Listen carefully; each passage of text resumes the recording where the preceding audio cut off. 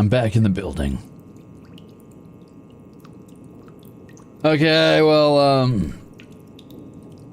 here I am again, doing everything I can, pretending I'm a super. I can't do this. I can't be back in the basement. I can't be back in the basement.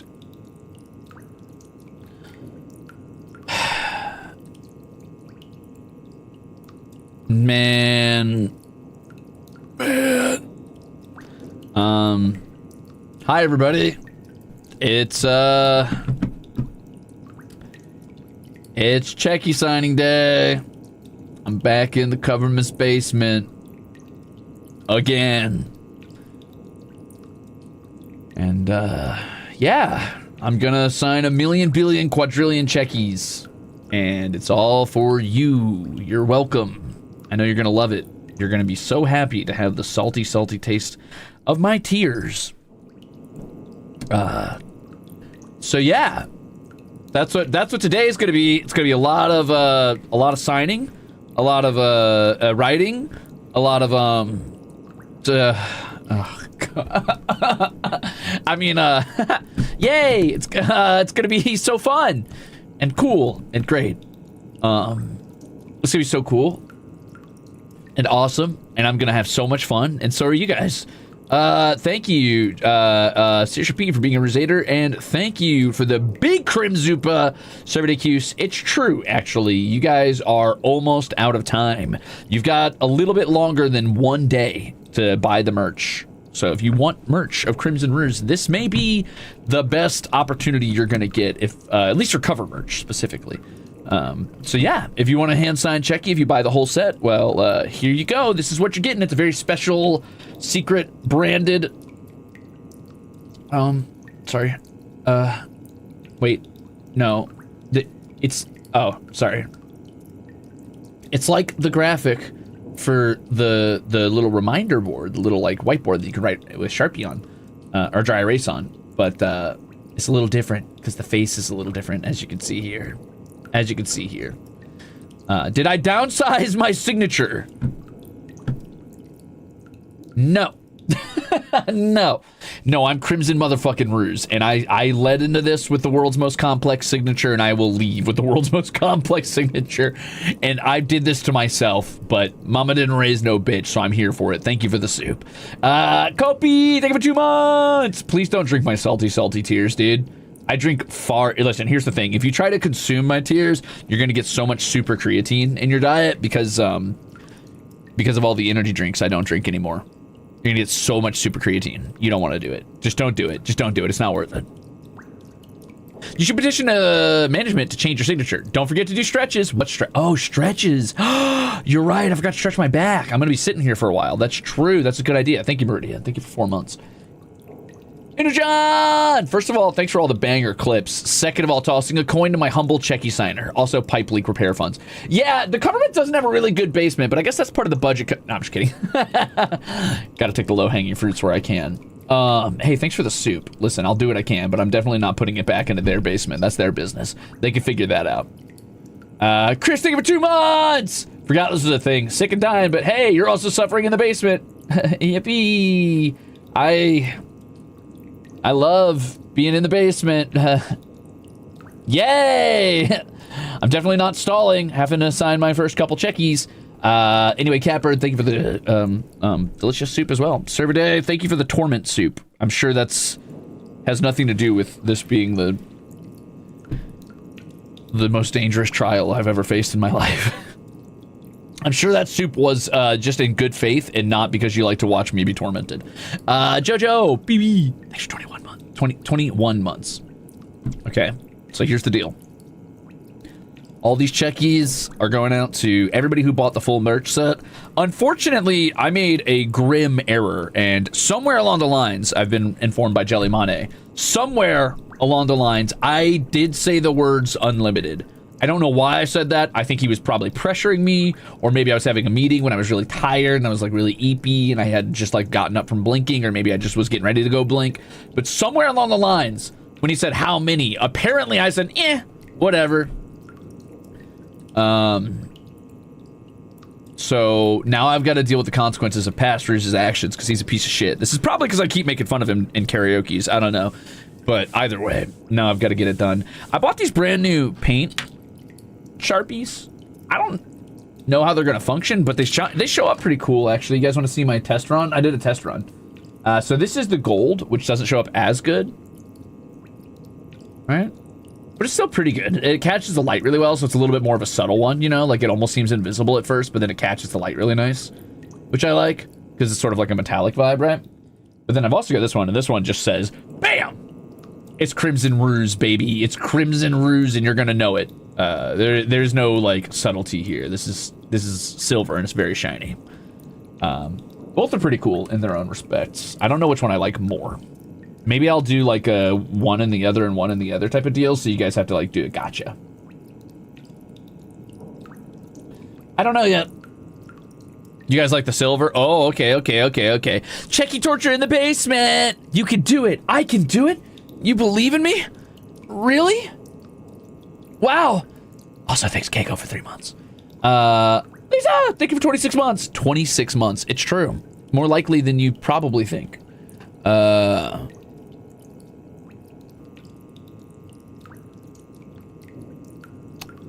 Let me grab my link for you guys so that I can go ahead and pin that since you guys are running out of time to do this. And somebody said, where's the link? Where's the link? I'm a silver girly, so I'm partial to silver. Listen, here's the thing. I tend to lean towards golds. I used to be a silver girly. Shioni, thank you for the Shioni. Makes me want to say like Giovanni. Thank you for the soup. So I tend to lean toward gold lately.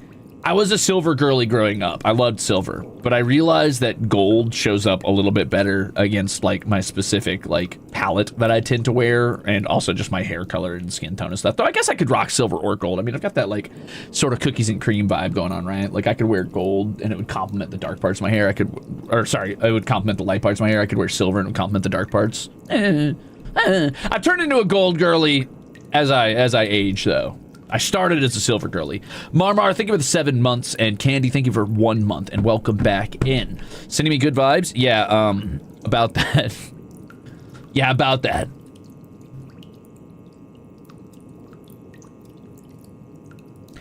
Take a break if I'm writing a lot of Chekis. Do you guys think I've written a lot of Chekis? Maybe it's time for a break. You guys think it's time for a break? Have I experimented with rose gold? Rose gold I just don't like as much. I don't feel like it's very committal. You know what I mean?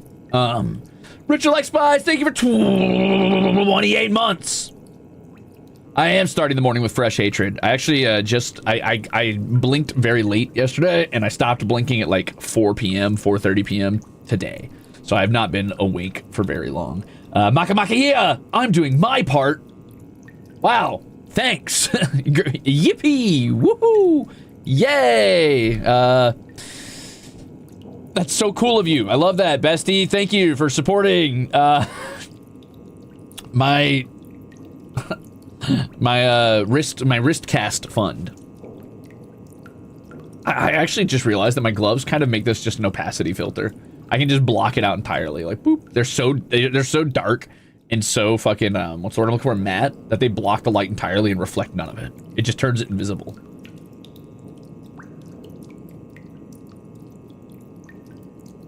That's cool. I did do 2 already, so I guess I'm good to go. I guess I'm good now. Now, let me get this link real quick. 1 second.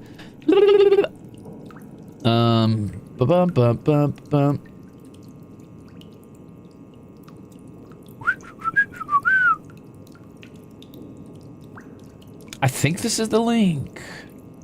Hold on, let me double check.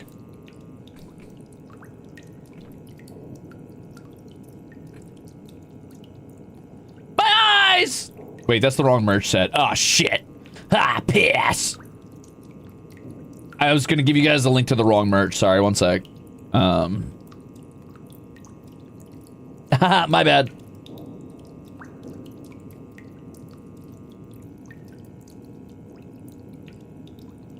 Are you guys loving the ambiance? Are you guys loving the music? Me too. Do you guys want to turn on music? Are you feeling like it's a little awkward in here? Do you feel like the energy's getting a little weird? I'm surprised they let me call this merch set Take Your Damn Pills merch. I love that. Thank you, Cover, for letting me get by on that one. I do assume it's a translation error that the higher-ups just didn't know what the fuck I was saying, but that's totally fine by me. That's a good enough reason to slide that one by. Take your damn pills. Hashtag take your damn pills.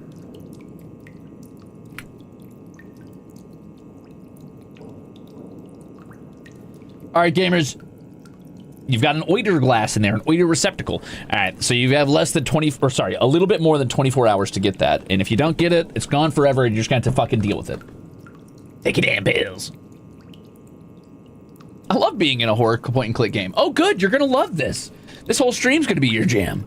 All right, I'm going to try my best not to go absolutely fucking bonkers insano mode now that we are here and alive. I'm going to try not to just absolutely fucking lose it like I did last time. I'm going to hold it down. I'm going to hold down the fort and keep my sanity.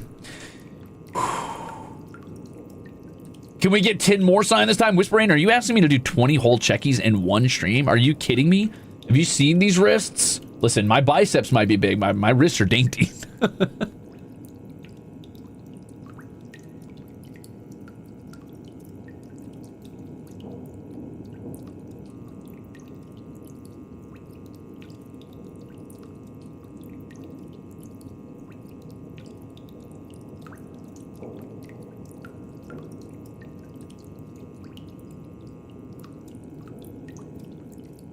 Okay, we'll start with the silver because it shows up nice and you guys like the silver, so.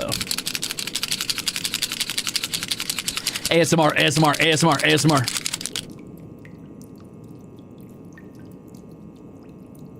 So I could theoretically slip out of the handcuffs then? Actually, fun fact, you guys want to see a trick? You guys probably don't want to see a trick. I'm going to show you the trick anyway. No, I got to sign a Cheki. Stop, stop, stop. Talk to me later about slipping out of handcuffs. We'll talk later.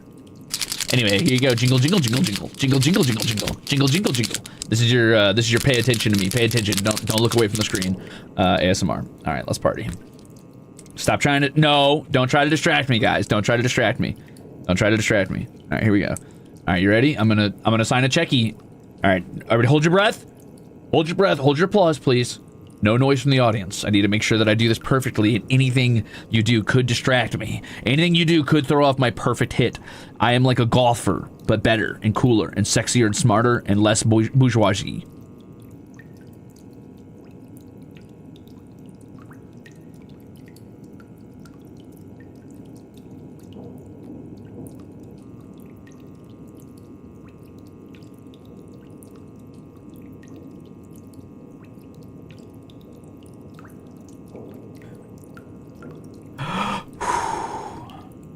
We're in the home stretch now. Don't freak out. Okay. Okay, almost. Oh, baby. Oh, baby. That's what I'm talking about. That's that Crimzon Rulez idol signature. Wait a minute. Woo, sheesh. And the crowd goes mild. He did it. Hey, welcome back to the basement, dead boy. That's an idol's signature right there. That right there, that's an idol's signature. And if you see the weird, piercingly purple-pink eye staring out at you from the darkness, don't think too hard about it. That's beautiful. That's beautiful right there. Okay. All right, I'll let this dry. I'm gonna let this one dry because I'm afraid of the paint marker just being a little bit too smearable or something. And I gotta eventually send these back to the government. So I gotta make sure that these don't go crazy.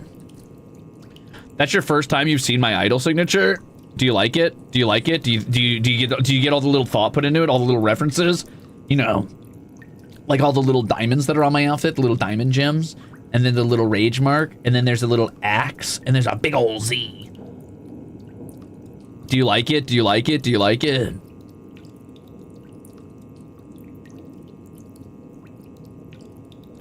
Yeah, I'm glad you like it.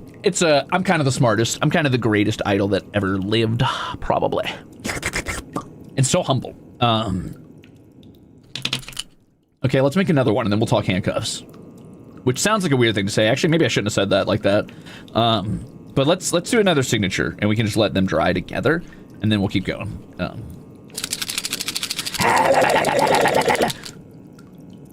It's Cheki signing time!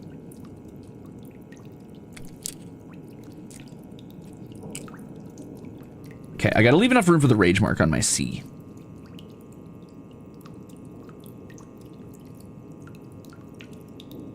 Oh, that was too big of an R.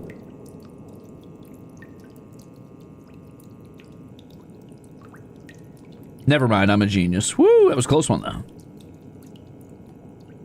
Don't get sloppy now, Ruze. Hold it down. Hold it together.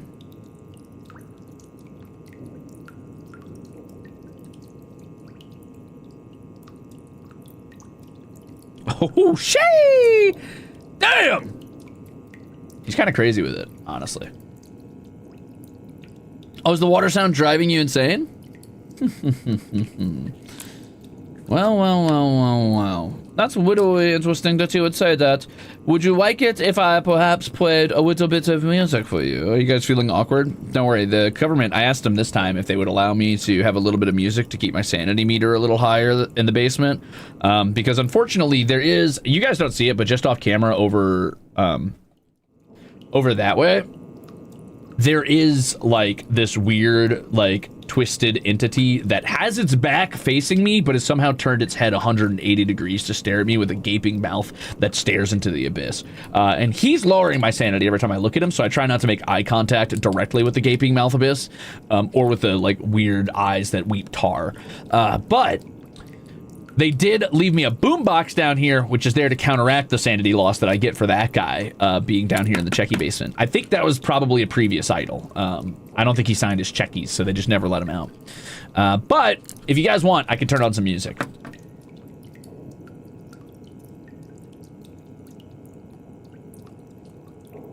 Clarity 3, make every signature unique this time.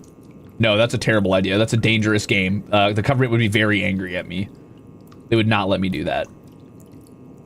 How many Benadryl have I taken? None, yet. I've never had a Benadryl. Are those good for you? I'm gonna take some.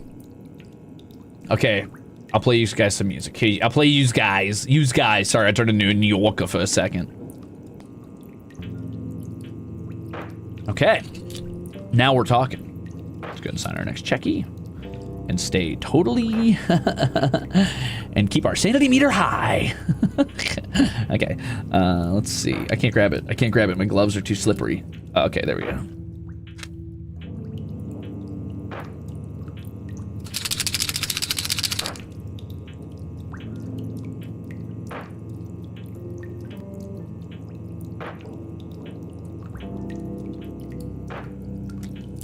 What happens if I want to lower my sanity? Stare into Cheryl's eyes or mouth.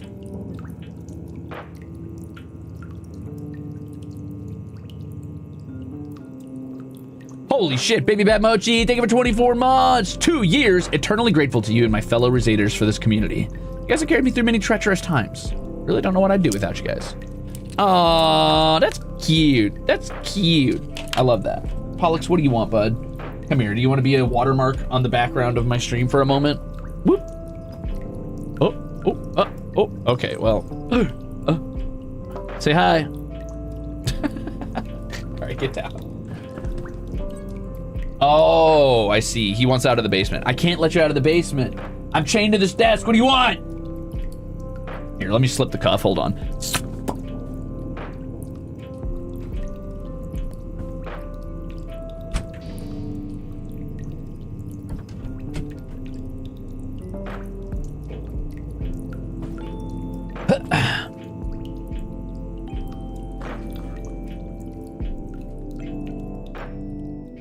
What if I just drew a paw print on this Cheki and it was like a super secret SSR pull?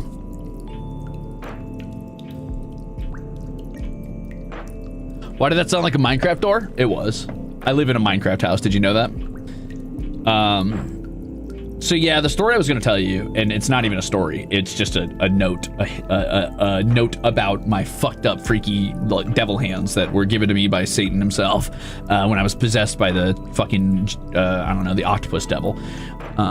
I kindly request the shakiest, most illegible signature on my Cheki. Make it disgusting, repulsive, stinky even. I wish I could, mint Jews, and I wish I could put an SSR cat paw on this one. But the fact of the matter is, I have been informed that I should not make any Cheki different than any others, more so than just like slightly different handwriting. That I should try to make them all exactly the same so that it is not unfair to anybody who gets a hold of one. So I gotta be careful. Yeah, Lily Gilly, actually, the reason I didn't stream specifically was because it was your birthday, and I was like, oh my god, it's Lily Gilly's birthday? I ain't streaming. At least I can use my B-Day money to buy 3 sets. Whoa! You don't need 3 sets of merch. What are you doing with 3 sets of merch? What are you doing with 28 months of... You've already got 28 months of Exceptional. Don't be greedy. Save some support for me. Wait, for everybody else, I mean. Technically, support goes to me, but you know what I mean.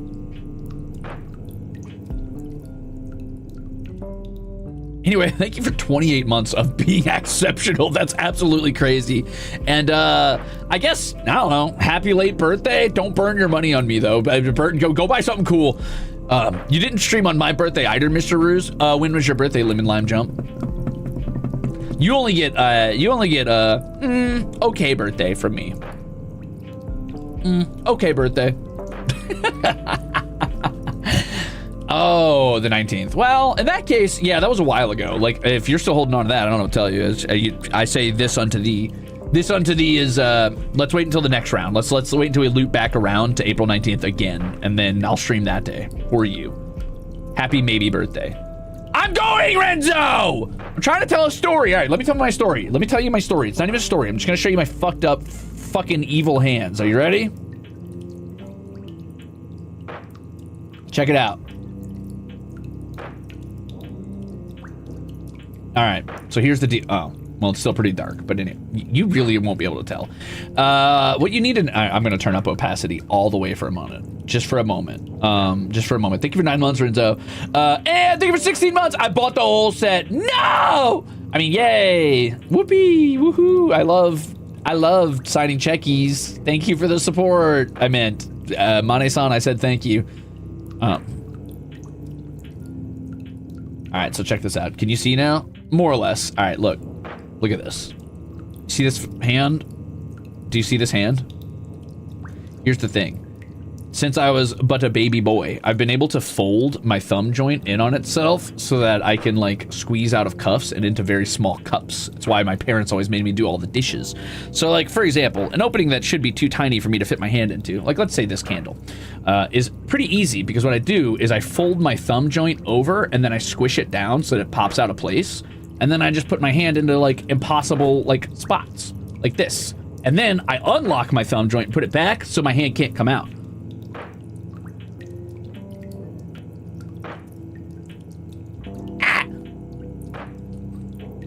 Sorry, it took me a second to get my hand down. So now, nobody can ever handcuff me. I'm unhandcuffable.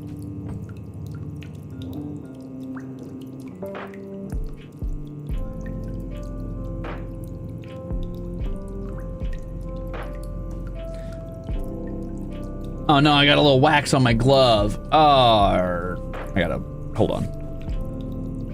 Doesn't that hurt? No.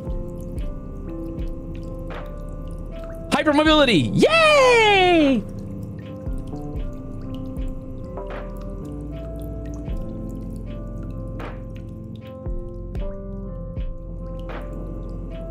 I will break my hand not to sign these checkies. What kind of body or talent did I just come into? Yeah, it's kind of like how my thumbs can bend all the way backwards, right? So you got like your normal thumb bend and then it's like... It's that thing. It's that thing. But for like this joint here, right?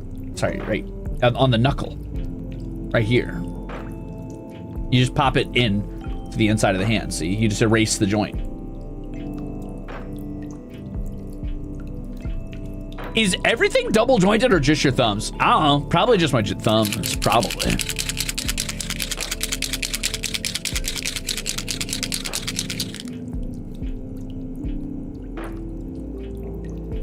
It means I also cannot lose a thumb war.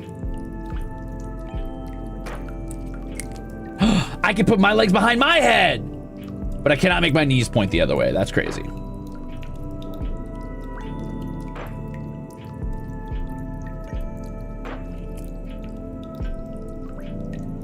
Fuck. Streamer breaks his hand to get out of signing for 5 Crimzupas. Fucking, I'd break your hand for 5 Crimzupas. You send me 5 Crimzupas, I'll break everybody in this chat. Everybody in chat's hands. Is that useful? I don't know. Do you want to have a thumb war? Maybe I could pull like a Guardians of the Galaxy and challenge like an ultimate evil villain to a thumb war instead of a dance off, and he'll be like, what the hell? No way. And I'll be like, what's wrong? Chicken? And he'll be like, what? No, I am the mightiest conqueror in the galaxy. And I'll be like, but you can't beat me in the thumb war. I thought you were the Lord of War. It'll be really cool.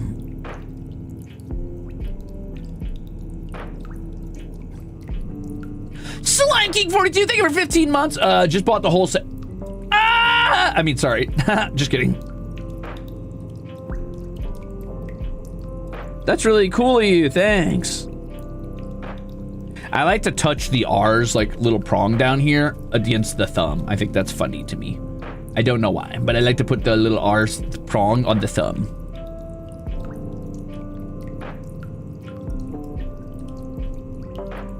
I don't know, I'm kind of starting to lean toward the silver on this one. It just shows up really nice, especially on camera.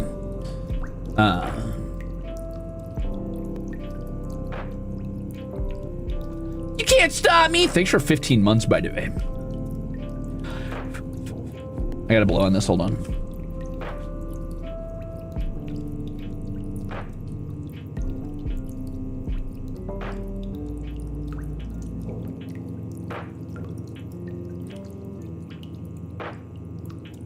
I think I've got a pretty strong grip. I don't know. Maybe? I've been told I have a very soft handshake though. But that's probably because I don't like go in like with super macho like intent to grapple someone's hand and try to crush it. I tend to be kind of like a limp handshaker, you know what I mean? Like I go in and like I give a gentle like hold, like a, I don't know, like they're made of like porcelain or something. I don't want to shatter them. Please don't break our hands. That's not very idle of you. Well, hold on, jellyfish that ruined your day. Think about it. Idols sometimes move you. An idol's job is to inspire and move you. And there's not many things more inspiring than moving, than having a broken hand. Because you need that for everything you do all day, every day. You'll probably spend a lot of your day crying about how hard it is to do things if I break your hand. So if you think about it, I'm influencing the rest of your day for many days to come. I've inspired and moved you.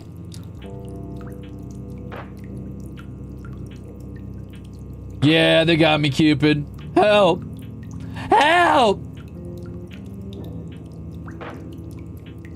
Not the limp handshake. Ew! All right, listen, here's the thing. I feel like super solid handshakes are a test of a person's character. And my limp handshake tells me to my opponent, which is everybody I ever come across, in case you're wondering. When I say opponent, I just mean people I'm talking to, because everybody is my enemy. I'm like the direct platonic opposite of Thorfinn. I have only enemies. So to my opponent, when I limp handshake them, what I'm doing is I'm throwing them off. I'm letting them think I got like a little weak, frail body. So that they don't have any cards, you know, I play my cards close to my chest. I don't want them to see any cards I have. 2, I gauge their handshake. If they grapple my hand and try to crush it when I'm giving them that little limp handshake, I know that they're probably a macho dude who has like a strong desire to be perceived as powerful, or maybe they're just earnest, depends on how they shake the hand, but 9 times out of 10, it's a macho dude who has a strong desire to be seen as powerful, which means I know that I could target that insecurity as a weapon.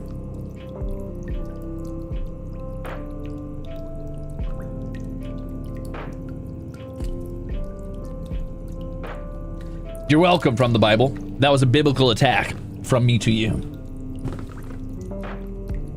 You're damn right I'm always taking notes. Everybody I ever talk to, I'm taking notes on them. Why do you think I have such a fucking solid read on poor Flayon?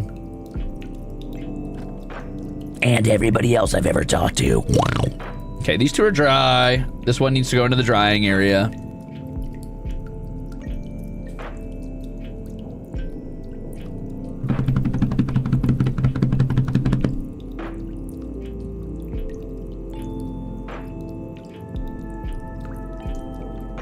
Or they're a non-binary person who got told by their dad that a strong handshake makes a good impression. Ignore what your dad said. Limp handshakes forever. In fact, I'm tired of handshakes. I'm done with handshakes.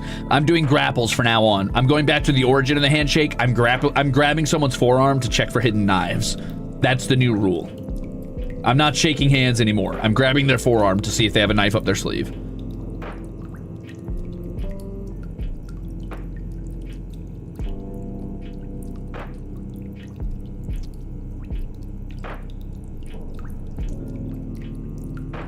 Can we just dab people up at this point? No. They have to earn the dabbing up. Citron, you do snarl taxes? What the hell? Since when, Citron? When did you become a fucking deviant? Don't be a freak! What's the concept behind the merch? I'm so glad you asked. Take your damn pills, that's the concept. You got a cup for your pills. You got a reminder board for your pills. You got a journal for your pills. There was gonna be a pill case, but never mind. I shouldn't spend this stream bitching. Anyway, it's take your pills. It's a reminder. It's a reminder set. You're welcome. But yeah, and then there's a necklace, because I thought it would be cool to have a necklace, because I realize this might be the last time you get your cover branded Ruze merch, so I figured I gotta get it out there while I can get out there. I gotta get it while the getting's good. The necklace is for eating. It's one of the pills. It's a super secret pill. If you swallow it, you get probably internal lacerations that will kill you.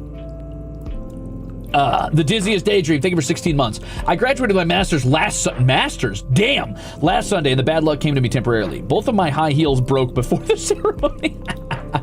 I mean, I'm sorry. That's so sad. That's rough. Thanks for 16 months and congrats on your master's.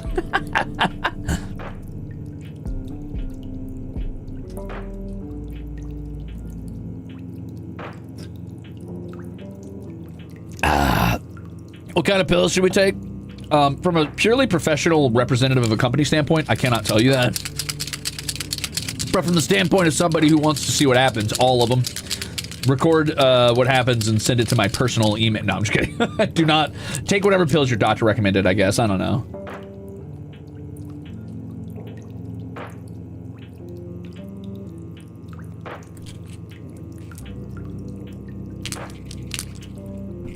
Let's take ibuprofen together.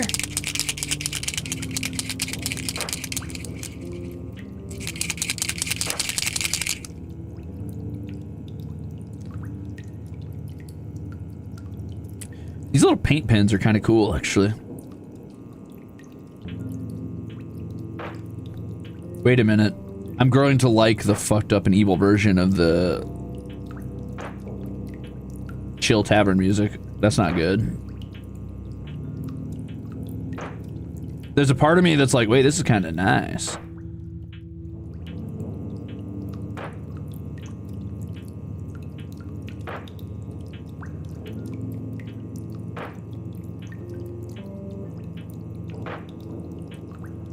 Yippee! I don't like that U as much. I'm gonna make it just a little bit bigger. Yeah.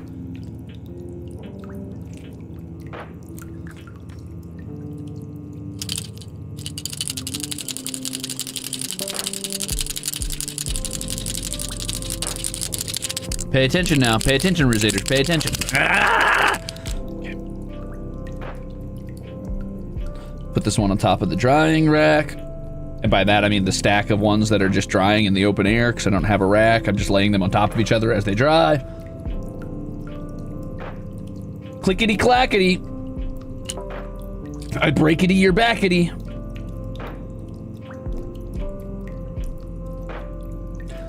Bum, bum, bum, bum, bum, bum. Jingle, jingle, jingle. Jingle, jingle, jingle.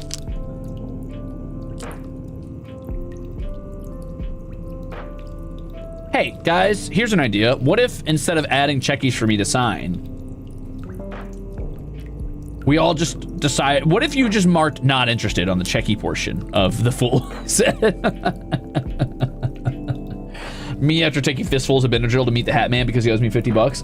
Yeah, I mean, that's how I got to this basement. Actually.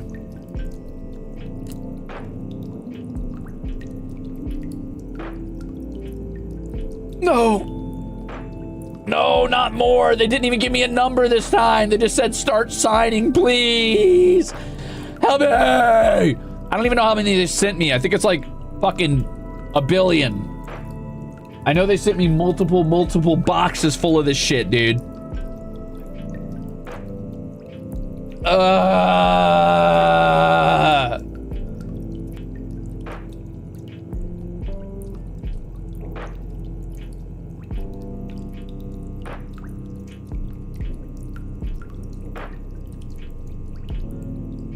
Wow. Thanks. Thanks for purchasing the set. Enjoy your order receptacle. Ah! Save me.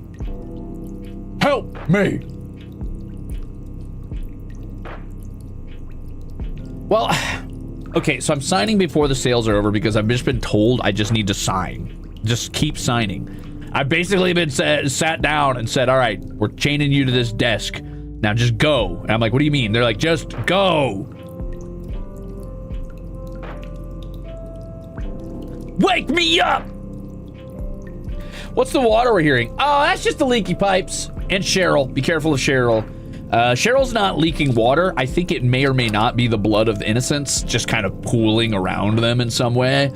But I will say that to touch it is to become one with all things ancient and evil, I believe. So you want to avoid the blood puddles that kind of pool out of her. It mixes with the weird, like, inky tar of sin that, like, leaks from her eyes, I believe. So, you know, basically no liquid that comes off of Cheryl should you touch at any given moment. If you do, you may or may not be forever trapped in the hell zone. The hell zone being this idol basement.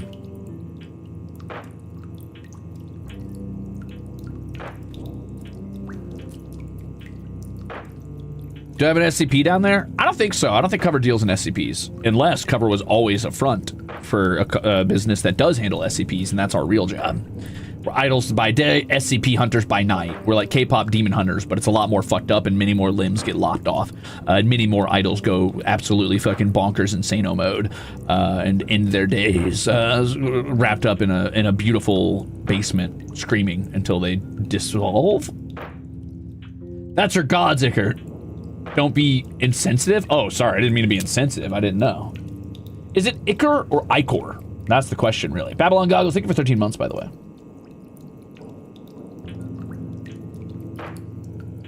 I don't know how to spell her damn name. I didn't ask. I'm not making eye contact or mouth contact. I know better.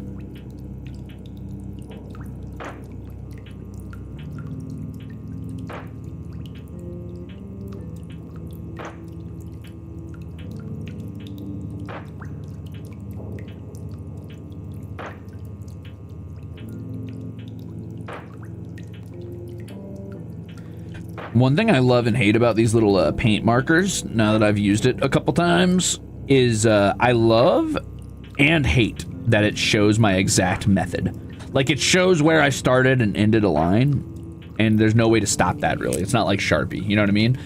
Which means that if I fuck up and I have to, like, fix a U or something, it'll show that I went back to fix it, and that makes me sad. Is Cheryl free and single? I don't know. I'm not talking to Cheryl. I'm not going to ask. I refuse. How do I know what the K-pop demon hunters went through? Because on many occasions they've tried to steal my kills, and it's not cool, all right? Bounty hunting is a serious business, and while they might be doing it to, like, free the world, or, you know, protect the Hanmoon or whatever, like, I'm doing it for money. This is my living, okay? I don't need a bunch of hobbyists stepping in here and trying to, like, off demons before I can get a hold of them. Not cool, man. Moonshiro says, get surprise compliment and nerd your karaoke, really showcase your improvement. You hold high notes for a long time and really clean. I'm super impressed. Okay, so now we're going into the basement, and not only am I signing Chekis and being chained down and forced to do an unlimited amount of, like, writing, and I have to, like, sit here with fucking, like, the world's least depressed SCP, but also you're gonna hit me with compliments? You know I don't do well with compliments.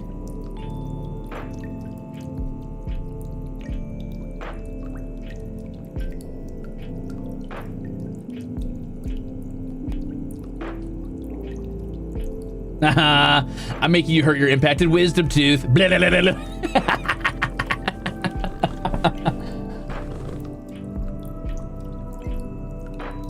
Can I draw a mustache on one as a secret SSR pull? I almost drew a paw print on one that Pollock stepped on, but I decided not to because I'd get in a lot of trouble and they would probably just throw that one out and it would never get mailed, and that would make me sad.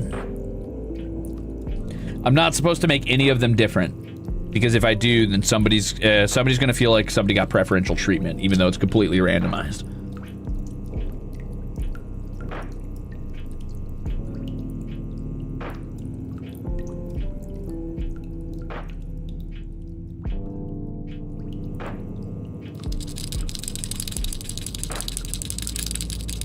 My husband asks why you won't use a stamp. He just doesn't get it. It's, you know, it's the beauty of knowing that I personally had a hand in the creation of these things. If I stamped it, it's not as personal, right? If it's just like thump next, thump next, thump next. This isn't fucking Papers, Please, all right? Like here in Soviet fucking here in Soviet Crimzonland, I write all of it idle style, right? I suffer so that maybe the agony is infused into the Cheki for you to enjoy for years to come. Like some dark miasma that surrounds an artifact that will create poltergeist in your home and haunt your lineage for generations. I need to make sure I put as much hate and sorrow into each of these as possible so it tastes better.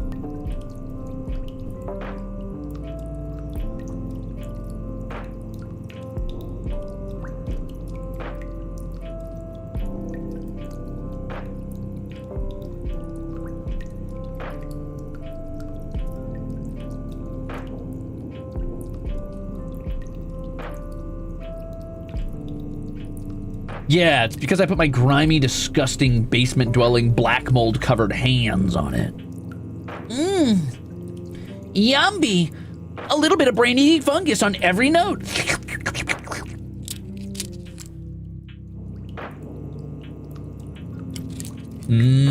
Mold.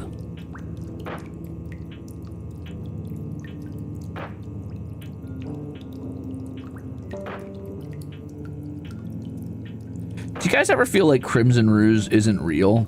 Like, maybe my storied history and my horrid luck and my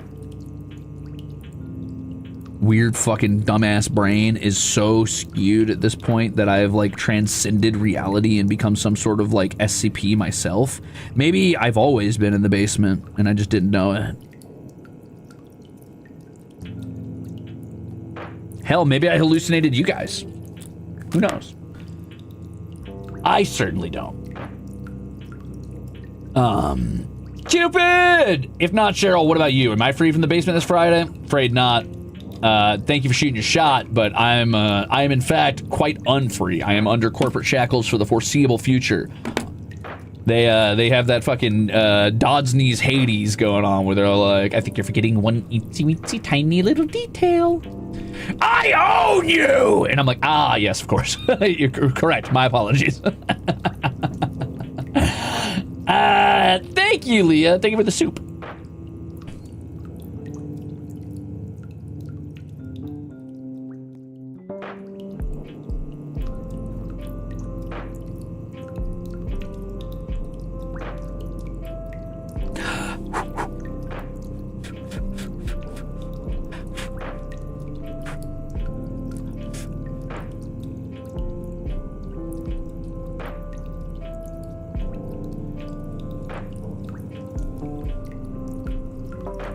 I like the texture on this when you get real close up. You can see like little ridges and bumps where the paint kind of pools. I kind of like that. I hope this doesn't rub off or something. Wow, Cover's gonna be really mad at me if this all rubs off. What's your favorite mold? I like slime mold. I like the kind of mold that grows in like carpet mold. I think that's fun. Hey, can you tell us what the paint marker tastes like? Yeah. I could. Yum, yum, yum, yum, yum. Hey, thanks for 8 months, by the way, Jan. Does the market smells good? I'm not even in the market. What are you talking about? What do you mean?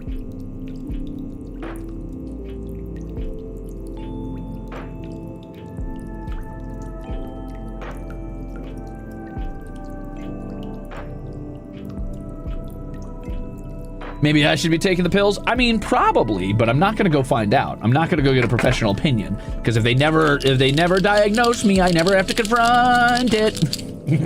That's not healthy. Don't behave that way. But I will. do as I say, not as I do, as every boomer would say.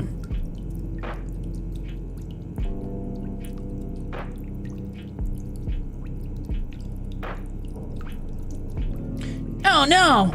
Guys, I went to sniff the marker and I got it on my nose. What? Oh man! Oh, beans! Now it's there permanently.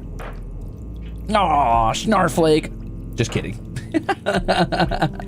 Rosie, thank you for 28 months, says, I would love to have mold. It would mean I would have friends with me wherever I go. I call it Moldathan, as in Jonathan. You know what? I like that energy. That's very Ethan Winters of you. Thanks for 28 months.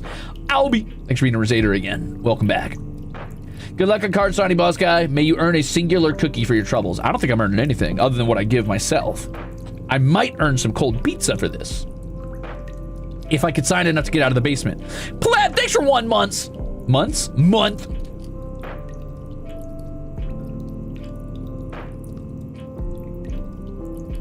Statement so relatable, I had to rejoin up. I don't even know what I said to you, but you're welcome. The moment I say a word, the moment a phrase leaves my brain, it leaves, like, my mouth, it leaves my brain. Yeah, the moment a phrase leaves my mouth, it leaves my brain. So much so that it left my brain before it left my mouth that time.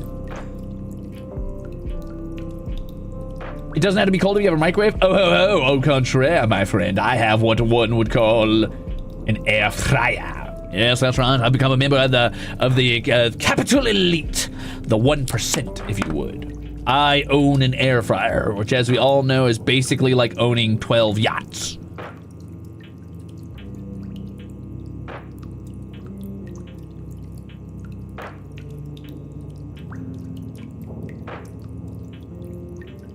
Can I fit a slice in an air fryer? I could fit 3 slices in my air fryer. 3.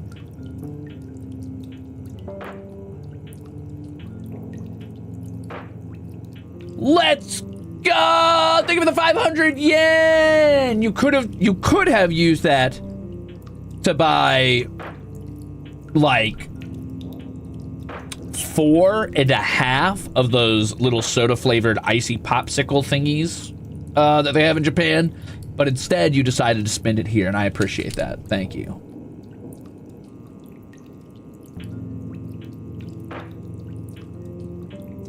Huge air fryer or small slices? It's like a normal-sized air fryer. It's like a normal-sized air fryer. It's not huge, but it's not small.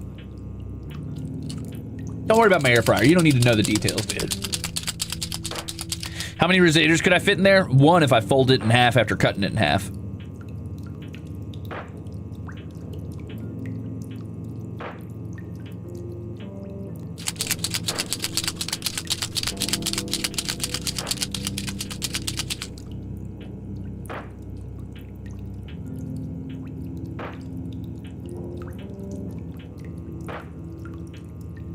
Air fryers, I don't think make dried vegetables. Air fryers just cook something through hot air, basically. It, like, superheats it by, like, ionizing the air particles or some shit. I don't fucking know. Don't quote me. I don't know the science behind air fryers. I just know they go hard and they make, like, reheated food taste way better than a microwave ever could.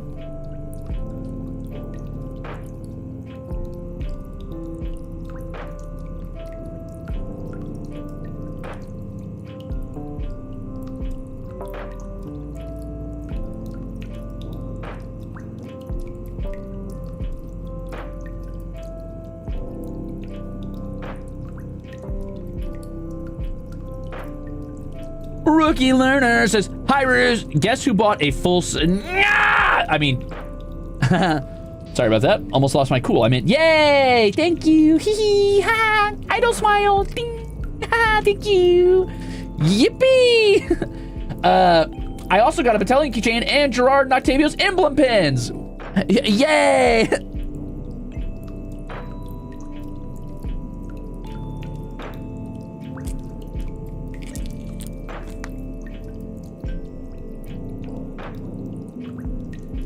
Uh-oh, guys. My entire YouTube just, like, destroyed itself. That's sad.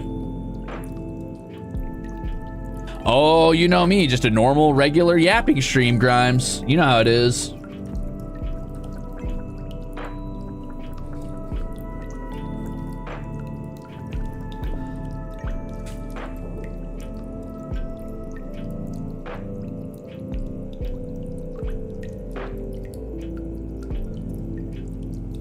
I'm blowing on my card one sec.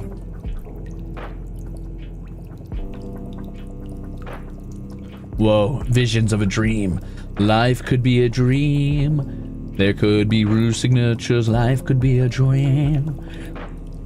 But there's not.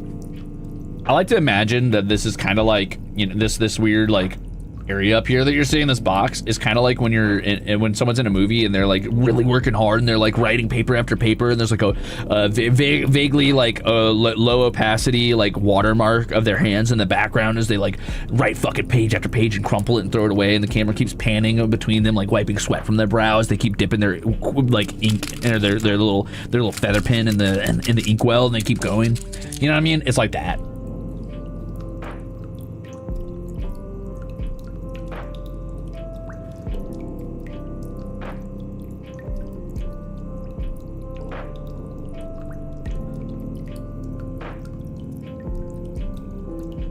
Some of this and some of these, and done.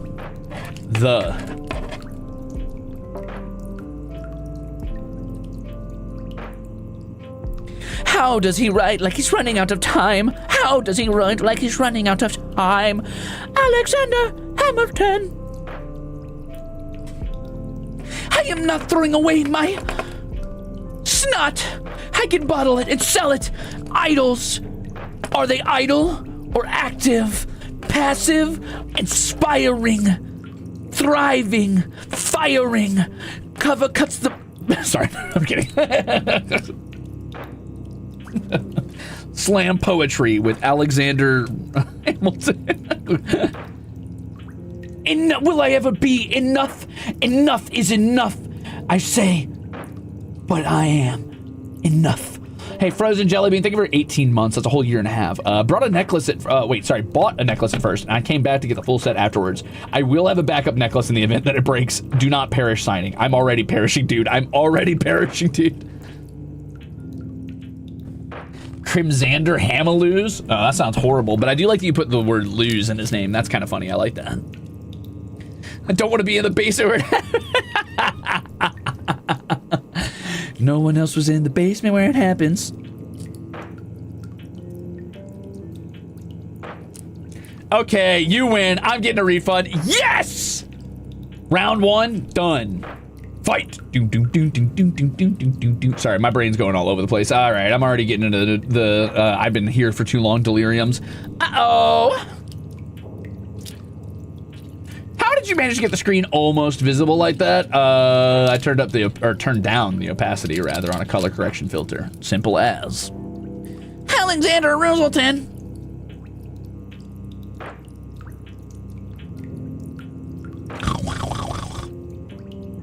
I agree. I've earned a little bit of a mind like shattering. I earned a little bit of the shattering from Elden Ring happening because I've already signed so many Chekis. So many Chekis.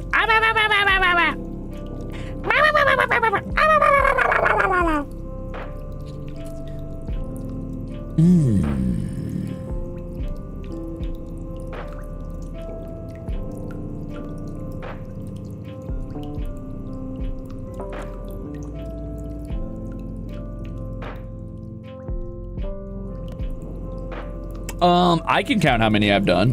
1, 2, 3, 4, 5, 6, 7. And if you count the 2 I did before this, 9. Snarl Tax 2! I started doing it as a joke, but now it's kind of fun. You can't keep doing that. You're going to be broke by the end of this. But I appreciate the tax. Thank you for the soup. I'm torn. I have sort of a prisoner's dilemma situation going on right now, which isn't really a prisoner's dilemma more than it's like a Chekhov's gun type of deal. No, hold on. What's the one where there's 2 guns pointed at you and neither's a good option? Like you're stuck between a rock and a Charizard place. Know what I'm talking about? I've got a bit of a catch-22 going on, where I have to decide between losing my mind signing Chekis, of which I have an infinite number that I can't possibly, actually reach the goal of, so it's just an endless signing fest until I run out of Chekis, I guess. And I don't know how many that is. I'm assuming, at least in the couple hundreds. So I've either got to do that, or I've got to answer the 78 DMs that I have floating that I have not answered, that I am gaining increasing anxiety over.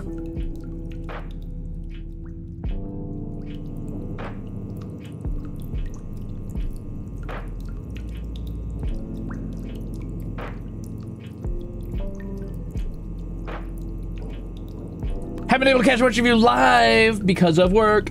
Good to see you working hard, Ruze. Thank you. Shark. Oro Blarto.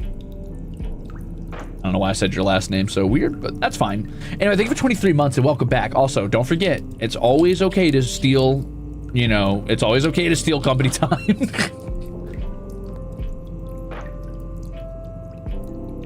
Yeah, I do always, so when I go back and I respond to DMs after I've left them sit for too long, I always start at the oldest and I go back toward the newest and answer them from oldest to newest, and it does hurt every time because every time I'm like, oh shit, that's been there for like 3 weeks. Ugh.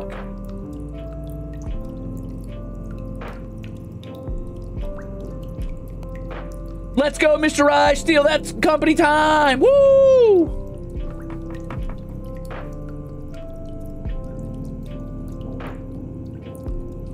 Yeah, wage theft, woo! It's always okay to steal, Crimzon Rulez. Actually, legally, I'm not allowed to say that. I'm not allowed to promote any crime.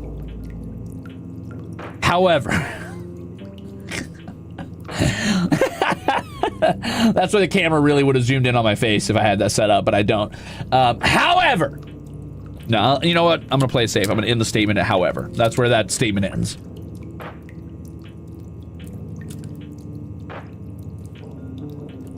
Man, if I send money every time you say something painfully relatable, I'm gonna be broke. You gotta cut it out. Okay, I'll stop saying relatable things. Don't worry. I'm done, actually. I think that the world needs less taxation on rich people, and that, actually, the mobilization of video games to suit the lowest common denominator of simplicity and mindless, like, slop, press button to win game is a good thing. Ha ha ha.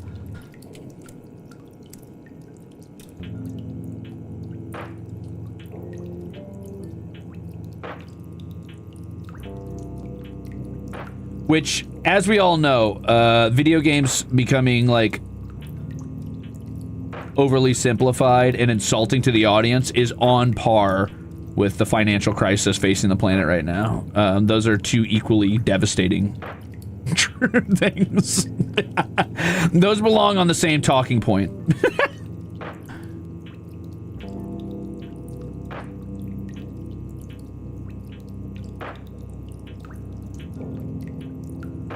Whew, almost let that one slide off onto the table. That was close. Wow, relatable. Thanks. I do what I can.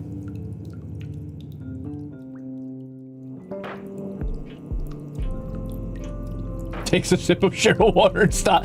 Don't do it! You should try Crimson Desert then. That game refuses to hold your hand by any means. I've heard good things and bad things about Crimson Desert, but I am interested in it. I do like that it's very open world and the story seems very loose. I think that seems funny. However, I have so many games on the docket right now that I need to play. I do not know if I will have time to get around to that one anytime soon. Maybe far, far, far in the future. But I appreciate the suggestion. Guys, don't drink the Cheryl water.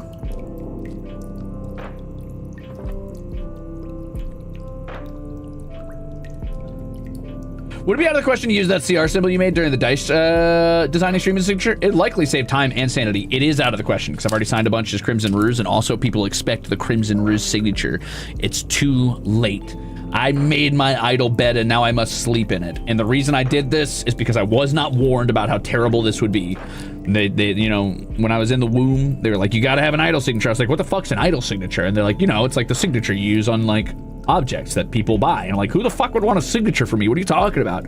You're out of your mind. Come on. And they're like, no, you gotta have it. And I was like, all right, fine. I was like, well, I've got a rage mark and I've got a big ol' X. And I got these little diamonds. How do I make this work? And I designed it and they were like, that's pretty cool. And then I looked at the other boys. I was like, wow, those are really simple. Ha, that's weird. And then I didn't think anything else of it until later. And now I'm thinking about it a lot.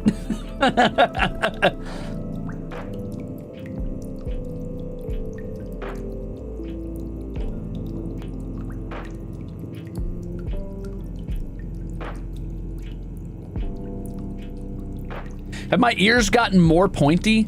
No, it just, the illusion that they're more pointy is there because I've pushed my hair back. It just looks like that right now. Look, I'll show you. Let me pull my hair down. See, somehow the illusion that they get more pointy when the hair is back is there. It's probably because you could see more of like the ear free floating in the air without any like hairs behind it, I would assume. It just looks like that. My totally normal human ears are always totally normal and human.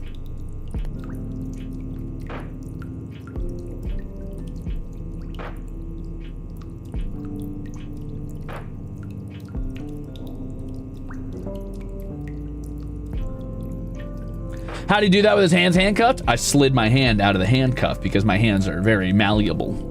Also because those are my emergency deployable arms that they've handcuffed to the table, which does mean I have to stay here until I can recover them, but it's fine.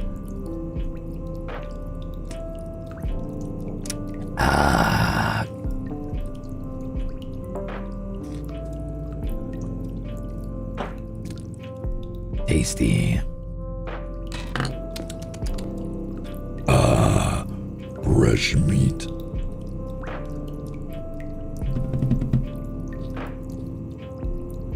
Yeah, I could just do that. I deploy my arms like a lizard losing its tail. Do I have any emergency feet? Nice try. I know what you're trying to do. You can't find my stock. You want to know where my emergency feet are because you're looking for some toes to suck on, but you're not going to find them here, brother. I'm an idol. I only have 2 pairs of feet and they've never once left my shoes. I'm a never nude, but for feet. Azol's gray, not green. Thank you for 1 month and welcome back. Can I sign this too? No! Okay, maybe. Let me see that. Here, let me see your soup. I'll sign it. I'll sign your soup. Do you think I could sign a liquid if I tried? I guess I could with like those, like, you know how sometimes when they do like prints, like vinyl prints or like cloth prints, what they'll do is they'll put the design on top of the liquid and then put the cloth on top of it and pull it out. I could do that. Hey, gray, not green. You deceived me because now your name's gonna be green, not gray, owls. What have you done? Also, what the hell? Bro, that's a joke tier. Stop! It's a joke tier. There's nothing.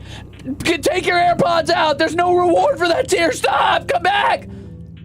Oh no. Oh, I can't believe you've done. I can't believe you've done this. Oh, good heavens. Oh, so why? You're green now. You're green, not gray. You have to change your whole name, Elza. Oh God. Oh no. Wow.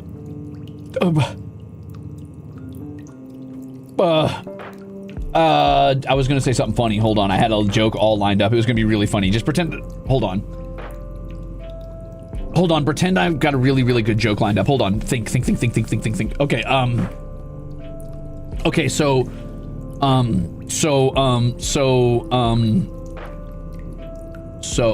Oh shit. Fuck. Falcona. Wow. That's pretty cool. Wow. Cool. Yippee! Oh, hey, Myra.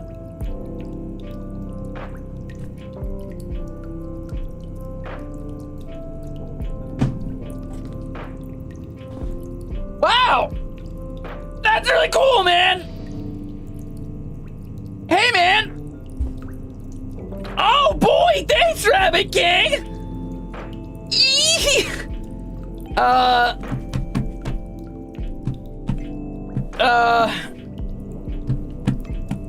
Fucking, oh, man, I gotta,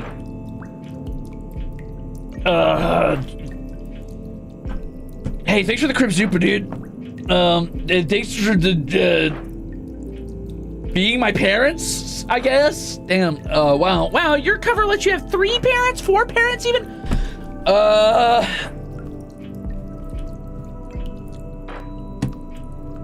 Man, this is this basement's really evil. Wow.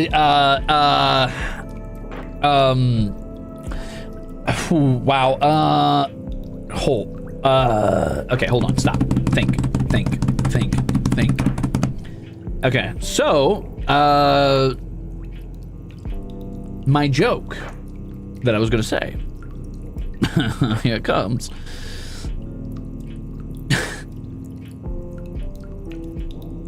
Congrats on the match. I don't. Damn.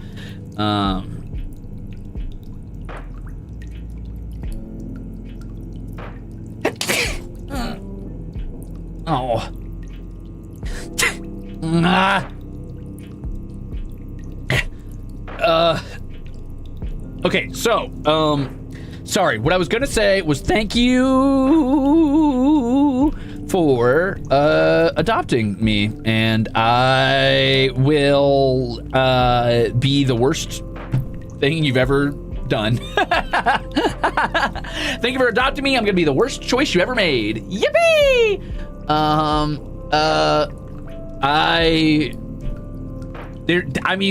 don't know what to tell you, dude. It's a joke here. It barely exists. There's nothing there. Thanks for the support.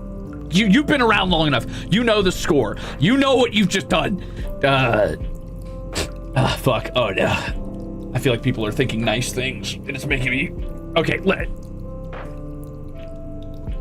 I'm supposed to be signing Chekis. Okay. Wow. Hey, thanks for the soups. But by the way, thank you. 3 glucoses. I think 3 glucoses is more than enough. That's enough. Thank you very much. Thank you First Tree for the thing. Thank you Bible for their blessings as well. Wow. Oh, I know what I was gonna say. Oh, fuck, dude. You know what I should have done? Has been like, yay! Can you all hold my hands and we'll go out to ice cream? I should have turned it around on you guys and made it cringe and made you regret your decision. Fuck, dude. That would have been way funnier. Fuck, dude.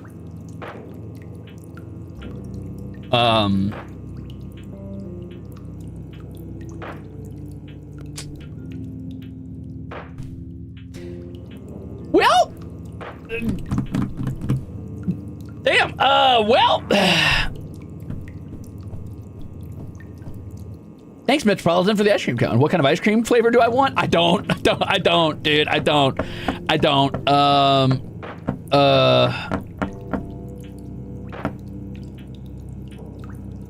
Well, okay. All right. Anyway, I gotta sign Chekis. I gotta sign Chekis. Wow. Yippee! I mean, wow.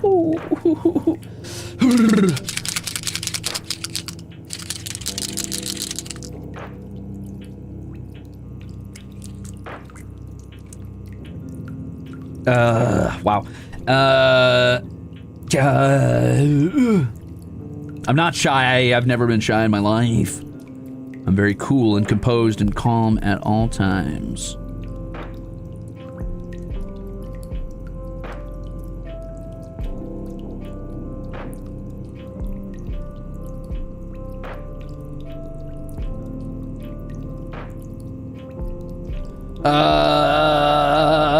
Bibble! Thanks for the ice cream.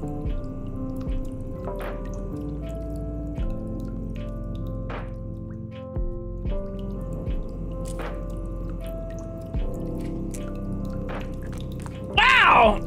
Thanks for a year and a half, Myra! And for being so proud of me. Yippee!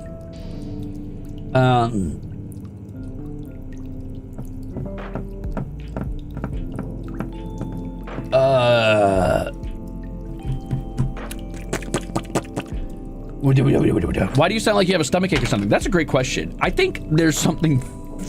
You know, Ruzeators, I think maybe there's something wrong with me. I think maybe I might have some permanently built up blockade against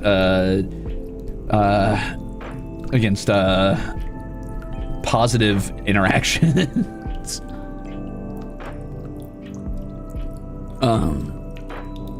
Anyway, thanks guys. Yeah, cool. Wow, big shout out to all my new parents. It's gonna be so cool. I can't wait to go to the fucking can we go to the zoo? Can we go to the zoo? Can we go to the zoo? Can we go to the zoo? Can we go to the zoo? Can we go to the zoo? Can we go to the zoo? Can we go to the zoo? Can we go to the zoo? Can we go to the zoo? Can you buy me a new game? Can I get a new game? Can you buy me a new game? Can I get some ice cream? Can I have some pizza? Can I have can I have a sword? Can I have a sword? Super sharpened? Can I have a super sharpened sword? Can I have a super sharpened sword?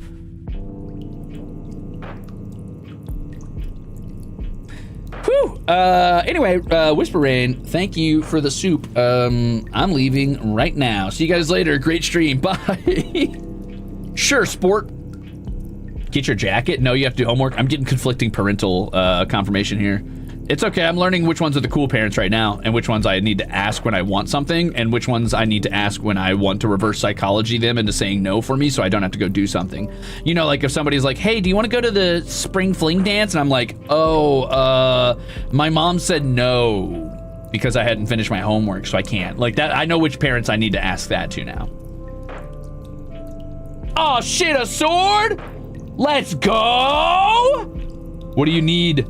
Son, I need swords. I need so many swords. And an axe, a new grindstone for my axe. And now I'm just glad to be a Crusader. Thanks, Daisy, for it. Thank you, Tyrannus. And 4 times the sweets. And Falcona.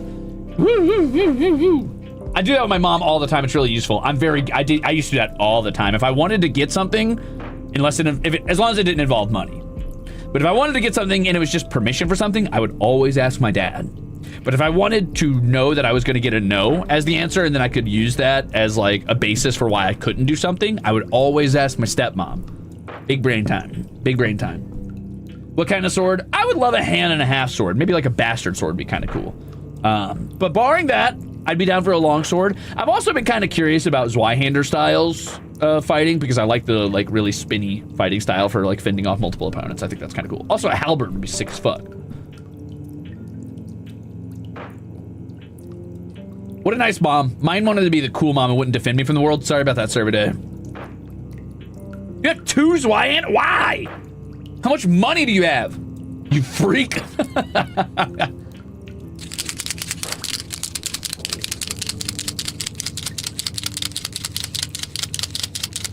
I don't want a glow-in-the-dark sword. Well, glow-in-the-dark sword does sound kind of cool, actually. Sticks tongue out. Oh, I know what I should. Damn, dude, you know what I should have done when you were like, I'll be your parent. I should have just hit you with a fucking 6'7". Just give you the real parent experience. Hey, Mom. What? 6'7". Yeah.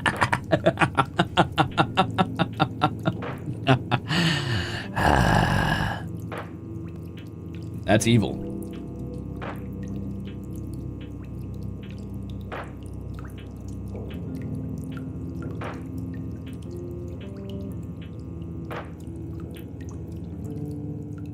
Damn, grounded. You can't ground me. What are you gonna do? Take away my Chekis to sign? I'm already grounded. Unfortunately, you sent me to the idol equivalent of Catholic school, and now I'm locked in here getting slapped on the wrist by Mane-san if I don't sign faster. Grounded 2?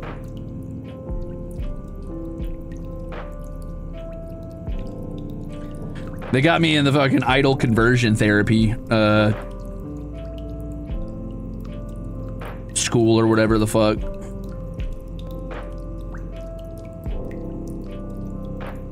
Sign faster. Okay.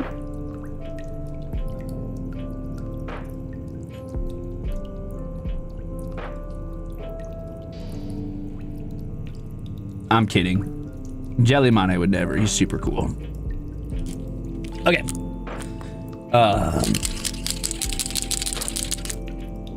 Don't make me bring out the cheese. No! Oh, God. That would be the worst. You know, my parents would do that kind of shit to me, too. They would definitely hit me with the, hey, sweetie, I just got another box of Chekis from your boss. I'll just put it next to you. You know what my parents did that always pissed me off? And they didn't do this a ton because the opportunity didn't come up a ton. But they would borrow money from me. Now, keep in mind, I'm a dumb kid with no job. The only way I got money was usually as a birthday present or a Christmas present. It was like maybe 50 bucks between the two like holidays, right? Between my birthday and Christmas. And they would still be like, okay, well, listen, we're kind of short on money right now, Ruze. Can we borrow it to, you know, buy a pack of cigarettes? I'm like, am I gonna see it again? They'd be like, well, we're your parents, and do you want food on the table? I'm like, oh, that's fair. All right, you got a point. So that taught me an important lesson, which was spend my money as soon as I get it or I'll never see it ever again, which I've grown out of. But boy, Was I not a great teenager once I started making money at a job? Did they give the money back or...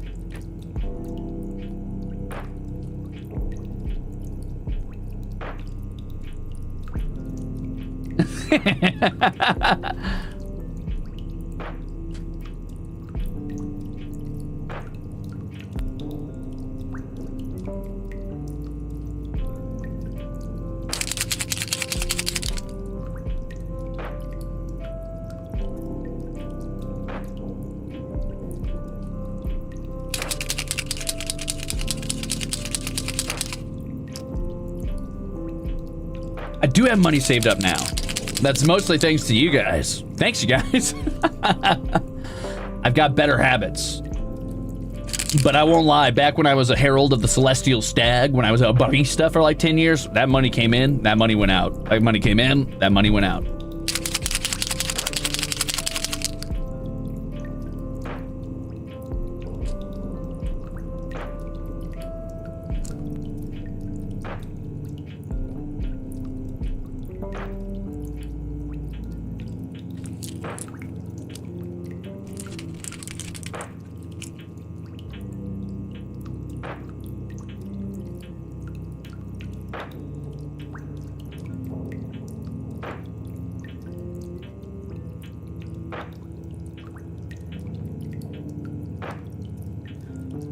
There we go. I feel like my whole groove got thrown. You threw off my groove. I was on a roll, and you guys. I can't talk, dude. I can't fucking talk. I can't compete. I can't fucking compete. Okay. Chill out. It's okay, Crimzon Rulez. It's okay, Crimzon Rulez. You just got new pants. It's okay. It's just Quinzupas. It's okay. Chill out. Chill out. Why do I keep doing that? Stop doing that. Chill. Relax, hands. Be normal. Sit still. Be normal. Stop bouncing your knees. Okay. Anyway. Dude, Biza. Biza. I'll do Biza later when I'm done with the signing some Chekis. You threw off my groove. We're sorry. You threw off Ruze's groove. And then you guys just like a bunch of piranhas swarm someone and chew off chew them down to the bone.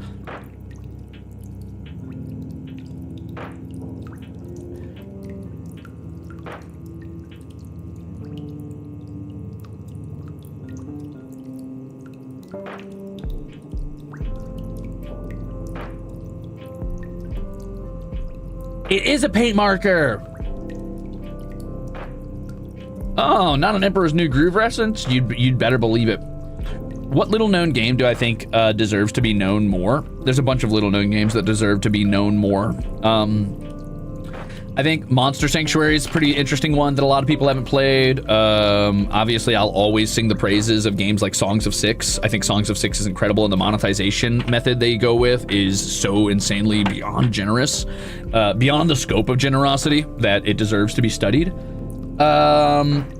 I think D-Lit and Wonder Labyrinth's another really good one. That's kind of a sort of Castlevania / Metroidvania roguelike. Sorry, Metroid / Castlevania roguelike. That's pretty cool. Not even a roguelike. It's just an adventure game. Think like Metroid or Castlevania. Sorry. I think.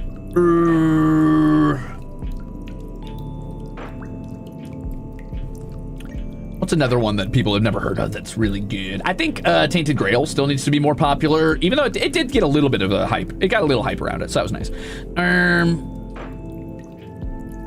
What's another one that I think's really good? I really enjoyed. Okay, so here's a guilty pleasure game that doesn't exist anymore, but it was called Reign of Kings.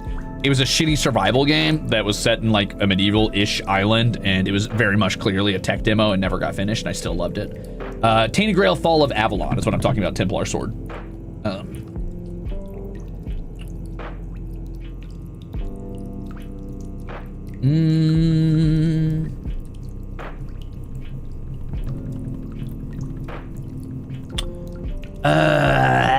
There's more, and I can't remember them. I'm sorry. I play a lot of indie titles, and I like a lot of indie titles, but also I haven't had as much time to just sit down and play a lot of indie titles. I have Animal Well, and I've had it downloaded for well over 8 months now, and I haven't even opened it once. I really want to play it. It's the one from, Donkey Studio, right? Didn't his studio end up producing that one? Not making it, but helping to produce it. And I do want to play that because I've heard good things about it.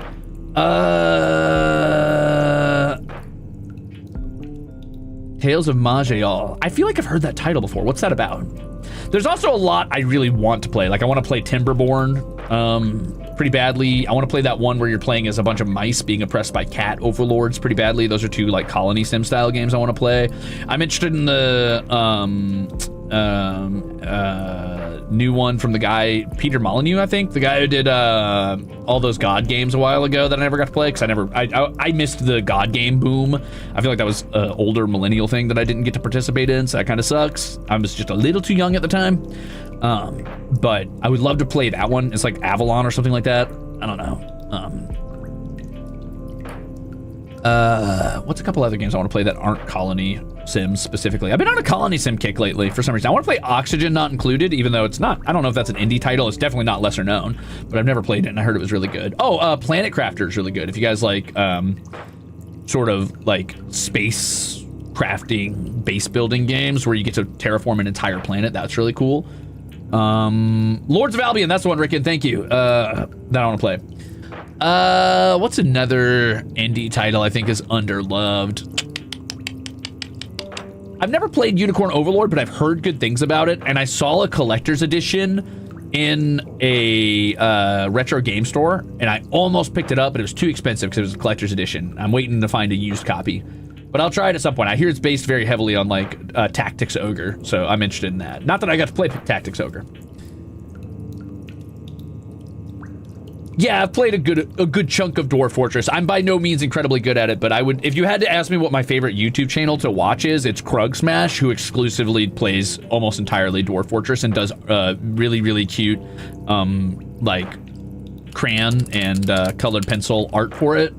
And I really like it. He like does all the line art for it, and I think his wife probably colors it for him, which is pretty cool. No, I've never played Tactics Ogre. I didn't actually grow up playing a lot of tactics games. The only tactics game I got to see was Final Fantasy Tactics on the Game Boy Advance because my older sister let me watch her play it.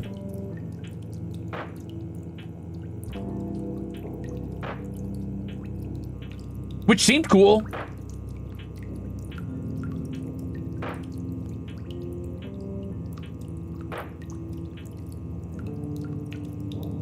But I do want to play tactics games. The closest I got was probably playing Dofus or Wakfu. But since you only controlled one character, it's not quite the same. Though I will say I really liked the class system in Dofus and Wakfu. I think that was really unique and really fun. And the world was very colorful. I think games need to go back to being colorful.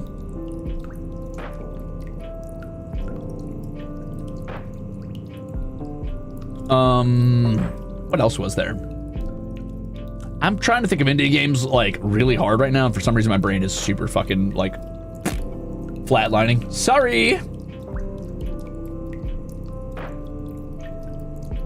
Minimalism has killed games, Whimsy, and it makes me very angry.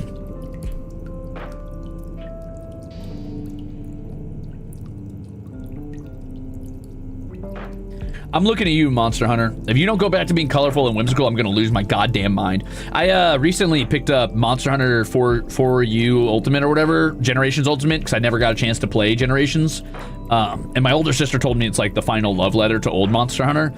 And I really liked old Monster Hunter because I played Tryin, it's my favorite. And the stark contrast between how colorful that game is and how like sort of muddy and realistic and gritty things like Worlds and Wilds have become is actually killing me.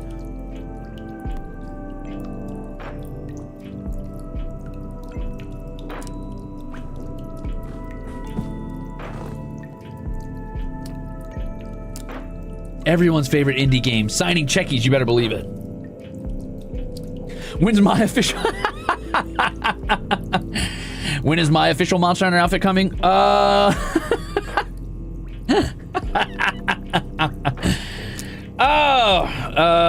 Soon, I'm sure.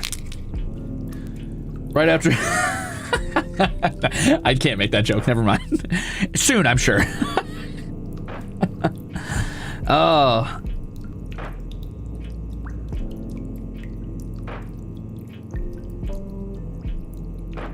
I'm sure Cover's hard at work right now on producing that.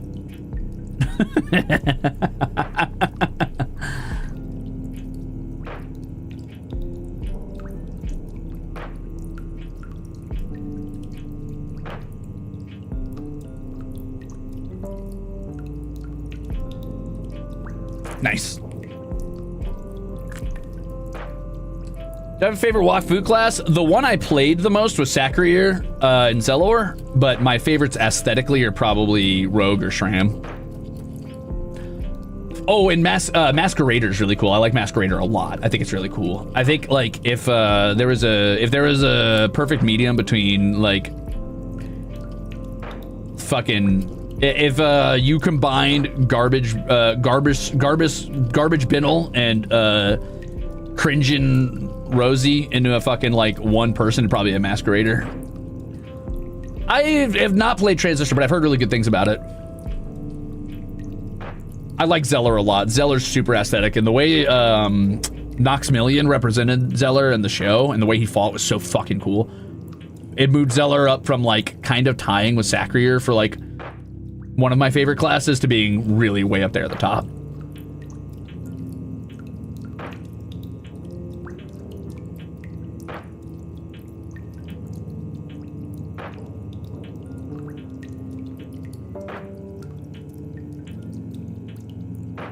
Sorry, I'm trying to blow on this and cool it off a bit.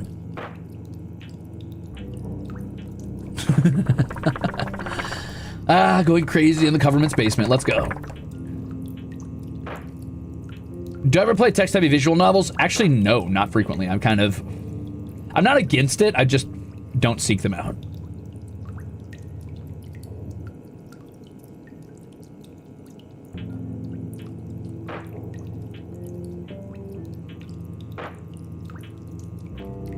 Sometimes I like to watch playthroughs of them. I know that Flayon's been tackling, I don't know what it's called, but it's some murder mystery one that seems pretty cool. I've been watching a little bit of that here and there.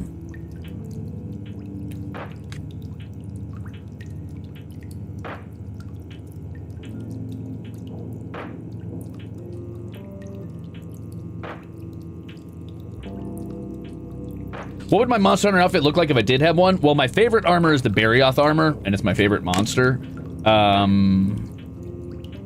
My second favorite monster is the Royal Ludroth, but I kind of hate the way its armor looks, so I don't know. I'm not big on the flagship monsters, typically. My favorite flagship monster is definitely the Legia Cruise, but I think its armor looks kind of bad because it has sort of this weird Roman Legionnaire vibe to it that I don't care for. And also, I feel like often, like, flagship monsters are over the top with their armor design. I will say Gorg Magala's armor design was really cool, though.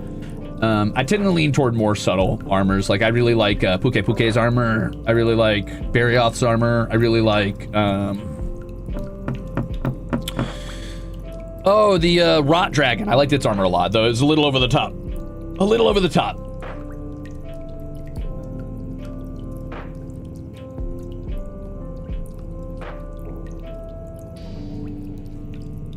Ah, tasty.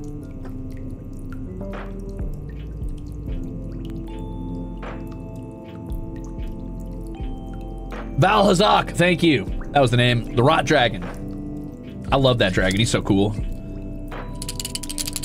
Also, I want more bug monsters in Monster Hunter, but I wish that every bug armor wasn't specifically supposed to look like a mech or a tokusatsu character.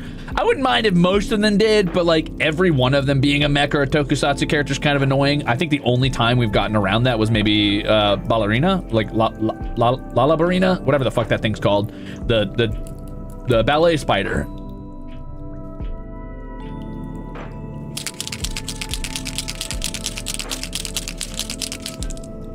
One of my favorite monsters is the fucking Nerskila, but I really hate Nerskila's armor.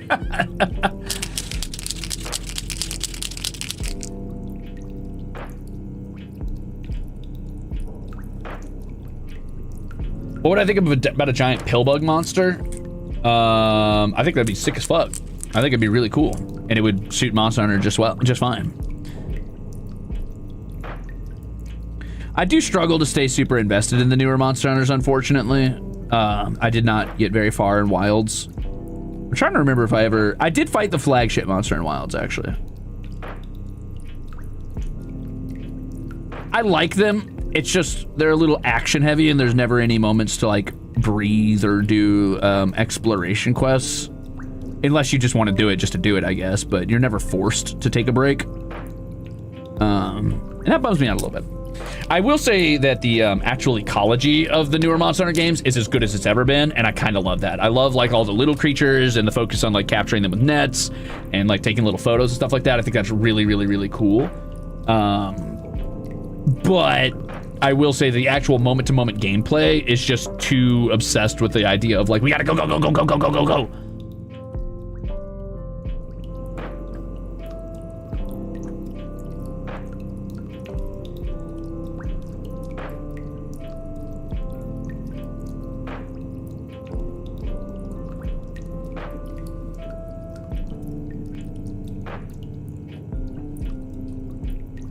Zinogre, I think Zinogre's cool, but I think Barioth's cooler. I think Zinogre's a little overhyped. He's cool. Oh, I also really like the octopus armor from the new game. That was pretty cool. I liked that. Oh, and the armor for the other octopus too. The weird like one that had like a bulbous head with teeth on top, like a little sarlacc pit mouth or whatever.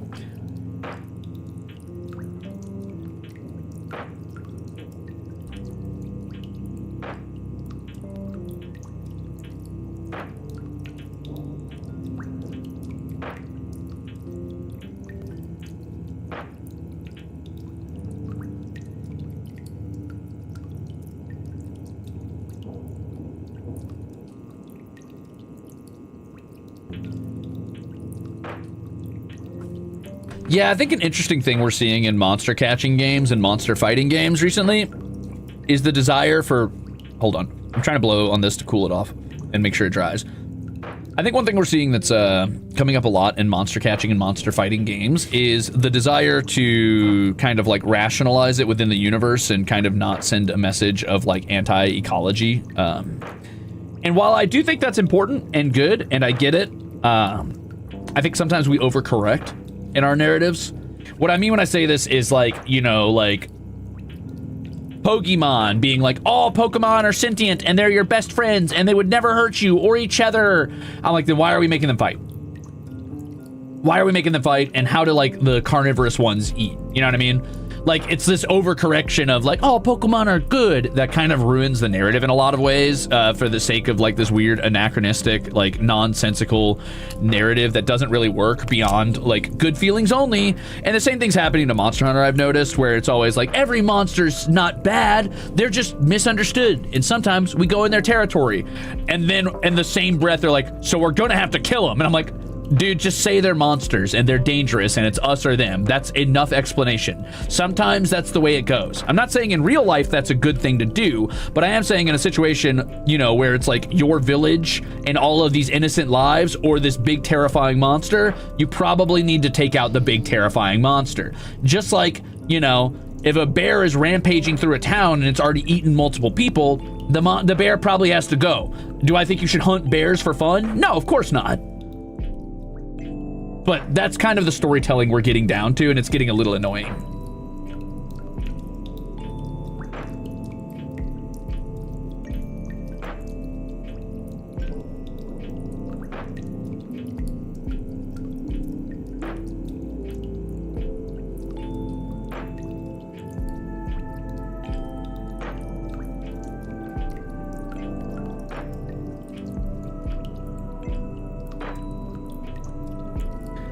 Yeah, Atajobi, that's old.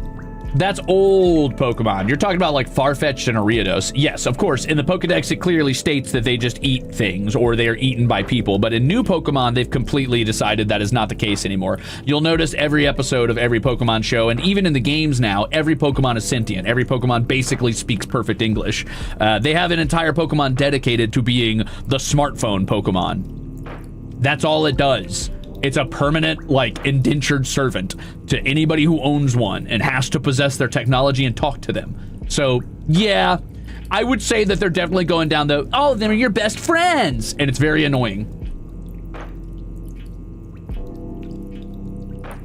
Which one's the omnipotent Pokemon, sir? That's, I don't know, probably, Arceus? Arceus?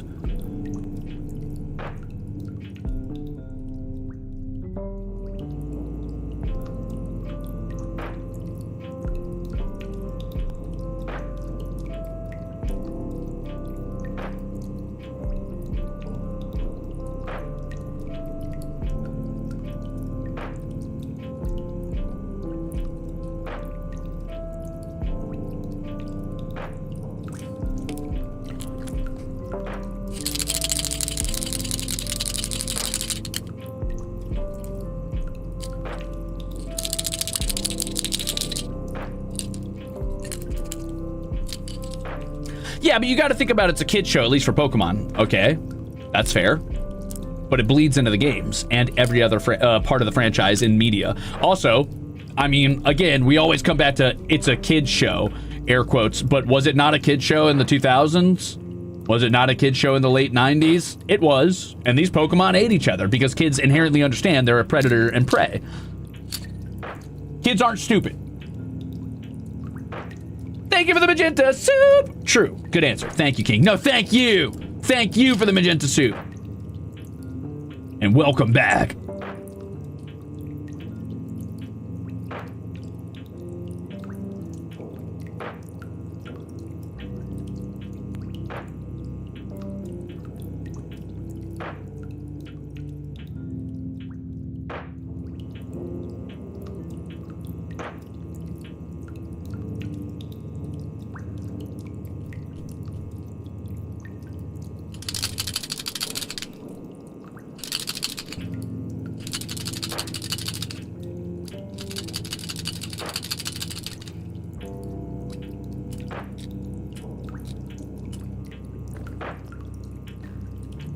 Puppetmon, go!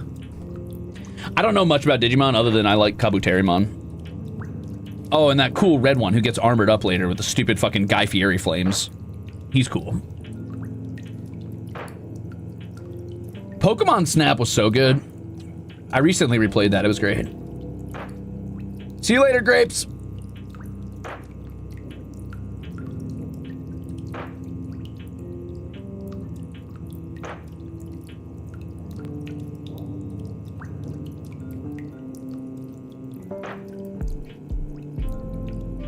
I have not played the new Digimon game, but I've heard incredible things about it. What is it, Storytime Stranger or whatever? I do want to play it. I've got a buddy who's like super obsessed with Digimon. He's like the Digimon guy.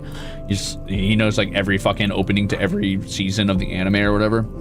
And he's been like telling me, ranting and raving about how good it is. And I do want to play it, but I don't know. I want to play a lot of things. I also want to play Monster Hunter Stories 3, and I want to play through Pokopia, and I want to get to Master Ball tier and Pokemon Champions, and I want to catch up on a lot of things, but, you know, it's tough. It's tough out here. It's hot out here, man. It's hot. And now I'm stuck in the basement signing Chekis. I was enjoying the Pokemon here. Wait, where the hell are we? We're in the basement. Thanks for the soup, though. Help me!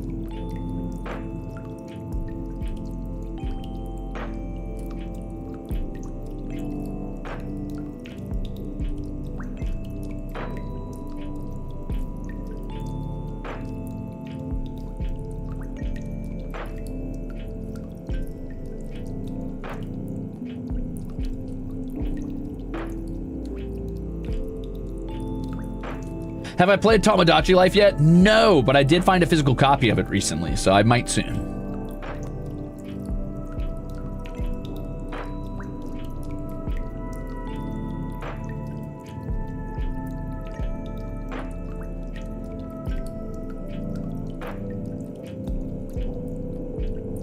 Yippee! No promises, though. I know everybody else is playing it, and while that is not a reason not to play a game, it is, you know, I do still gotta consider the fact that, like, you guys might be fucking Tamagotchi-liked out. That's enough slices. We might be spoon-feeding you a little bit too much of that delicious ice cream. Have I ever played The Sims? I'm the type of guy who makes my Sims, like, characters, makes the house, and then I don't touch it ever again. I put them in the house, and I'm like, okay, bye.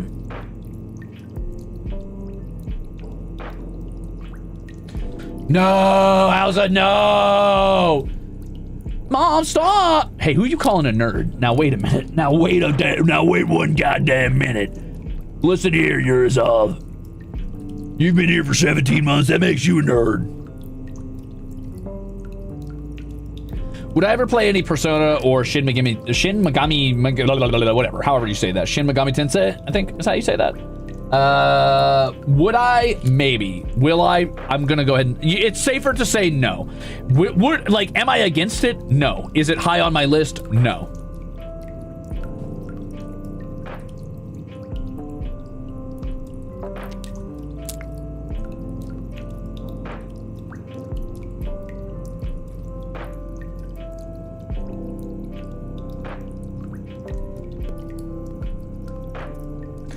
Two cakes.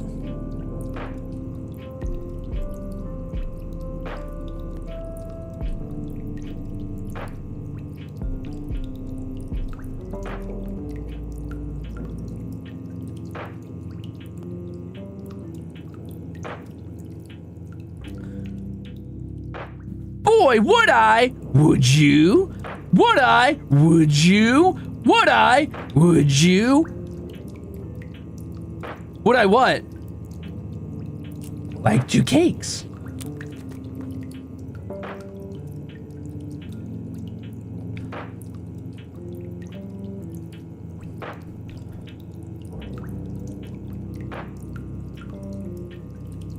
Help me, I'm starving. No, I'm just kidding. I'm kidding. I'm fine. That's enough soup. That's enough chips. That's enough slices.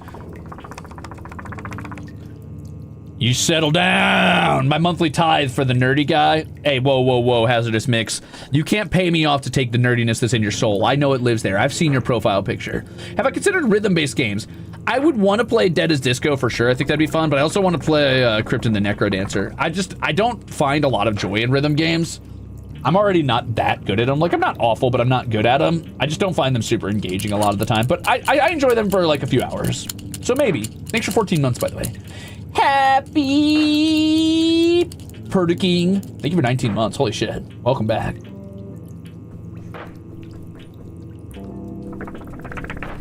I'm not hungry. I'm fine.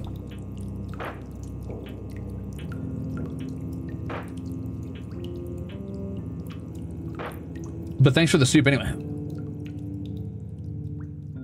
Do I have a favorite Cartoon Network show? Not really. I've been, I actually bought the full collection of Adventure Time a while ago because I never sat down and watched all of them. I've only ever seen like individual episodes or clips or things like that. And people keep being like, the lore is really good and the world building's pretty nice. I'm like, all right, I'll give it a shot. I watched most of the first season recently. I don't really ever have time to sit down and watch like a whole season of a show, but I watched most of the first season and it's okay. I know it gets better as it goes, but it's okay. Chat dudes! Miri! Thank you for the soup. Thank you for the more soup. I'm full. That's enough slices. Oh, my tummy's so sore. Oh, that was so much. Oh, that was so much soup. Oh, I'm full. Thanks. Thank you. Oh, duh.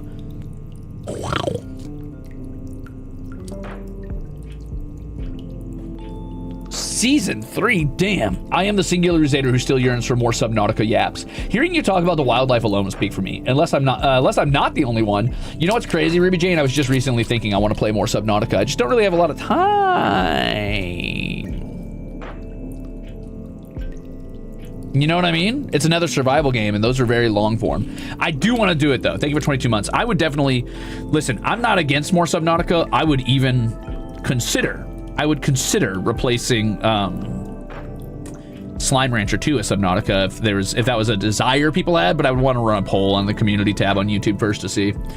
As far as Tamagotchi life goes, I think I could do it, but what I would probably do is try to find a way to do it differently from everybody else so it's not just the same stuff. Maybe I would do like Ruze shit or something. Wow, self-cessed island. Crimzon Rulez does his right AO3 fanfic on Tamagotchi Live? Redonkulous, thank you for the snarl tax.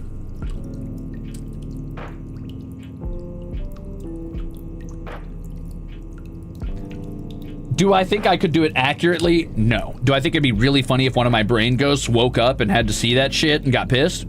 Yeah, kinda. Good heavens! Good night, Citron. Thank you for the snarl text. That's absolutely crazy. I'll be more careful with my snarls from now on.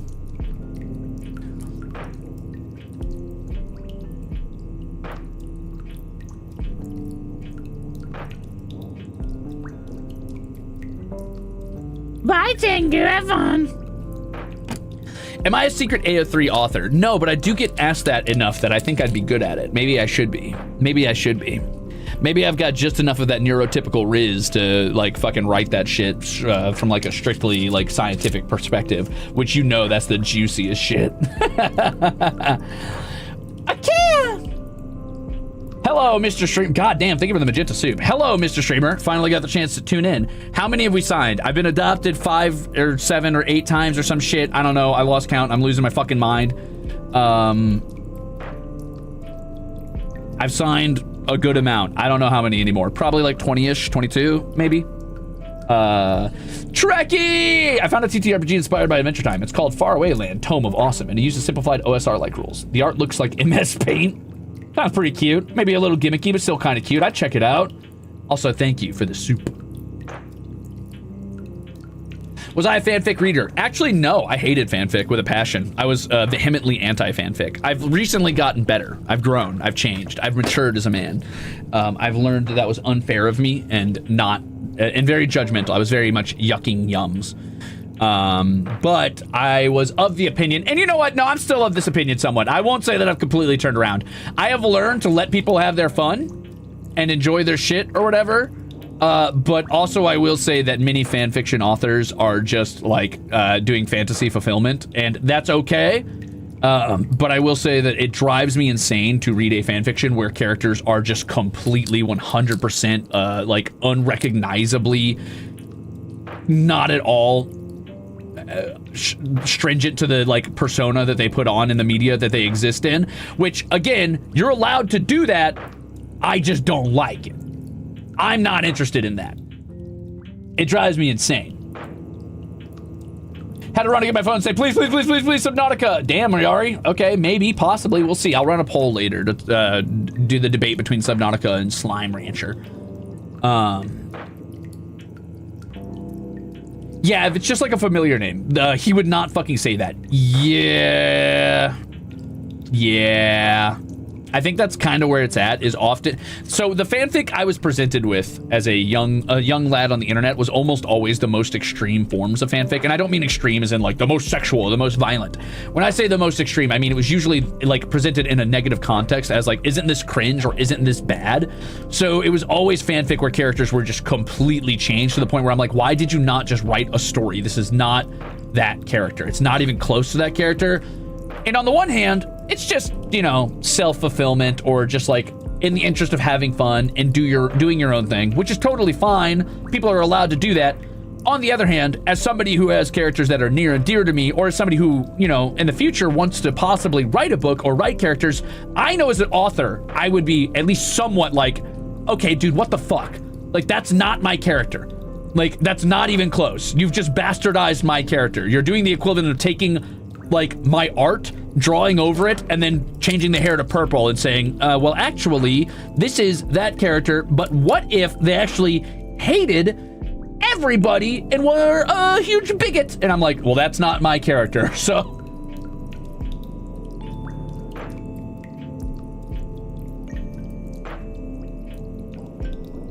Because writing from scratch isn't as fun as fan fiction. Well, I mean, I don't know how to say this other than sounds lazy to me, dude. Sorry. Once again, You're allowed to like do your wish fulfillment and make your character or edit characters however you want. It's still fan fiction. It's your own choice. It's your own fun. Have fun with it. I'm allowed to be like, I don't like that. I don't think I would enjoy that media. I wouldn't want to read that.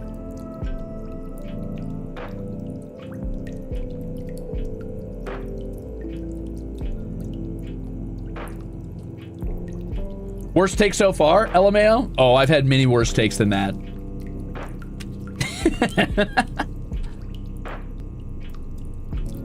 I've had many worse takes than that, and you'll hear them eventually. Basically, yeah, it's free to look at, free to turn away.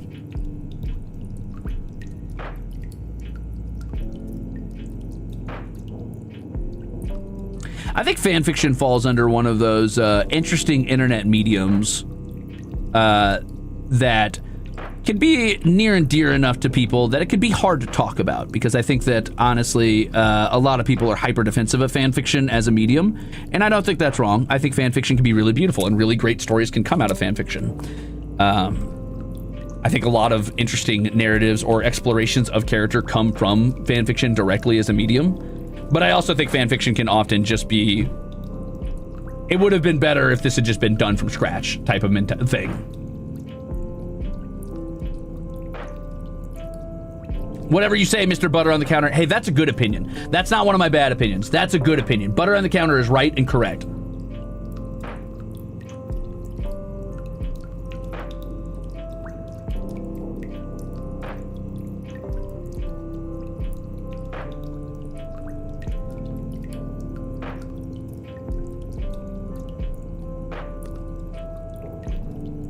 Fanfiction's gotten a really bad rep, so people tend to be hyper defensive over it, so it makes sense. Yeah, I think the interesting part about, rather the discussion around fanfiction is interesting because, like I said, when I was first presented with fanfiction, it was always through the most negative connotation or a mocking connotation.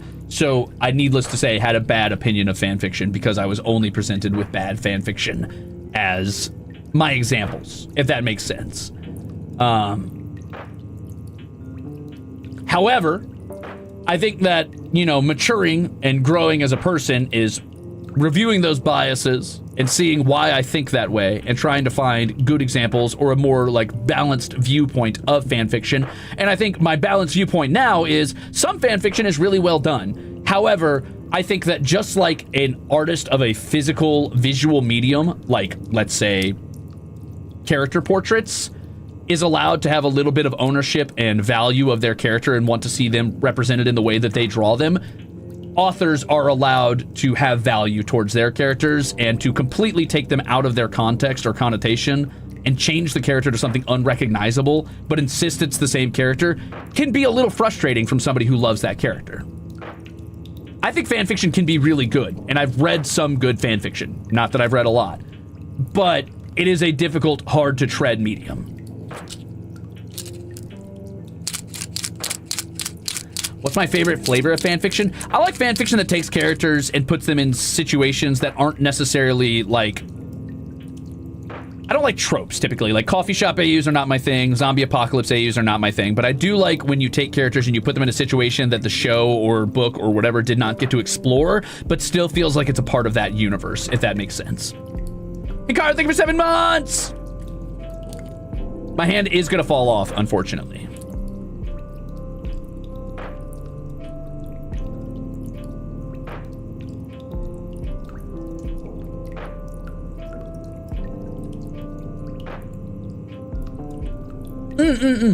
If you've read My Immortal, may I suggest, I have not read My Immortal, but I've read pieces of My Immortal, almost always in a joking context, unfortunately. May I suggest Galaxy Adventure, a Garfield Mass Effect crossover. That sounds incredible.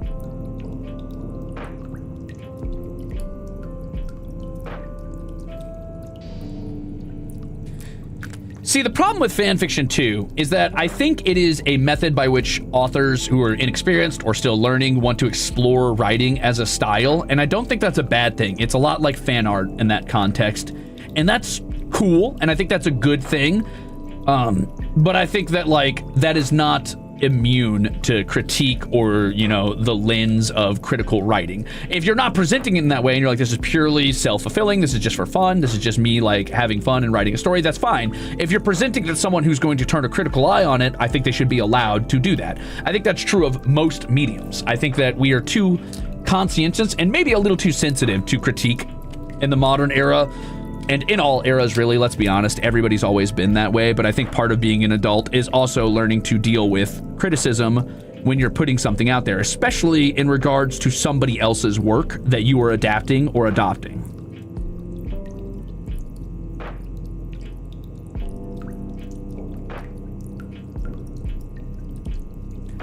On the other hand, sometimes it's just about having fun. So it really depends on what you want out of fan fiction and what your desired goal is when writing it or creating it. The same way fan art is sometimes just about having fun.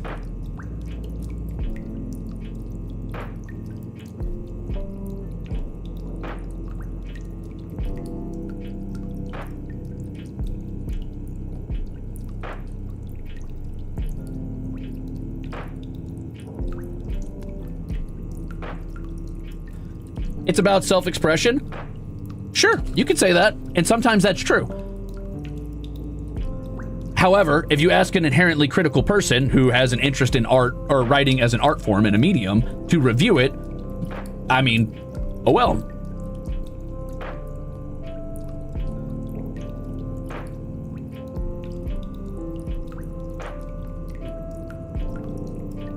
Fan fiction for 10 years is crazy. That's awesome. That's a big accomplishment. To keep anything going for 10 years is a big accomplishment, but to actually keep writing for 10 years on a single, like, linear narrative like that is crazy. / positive.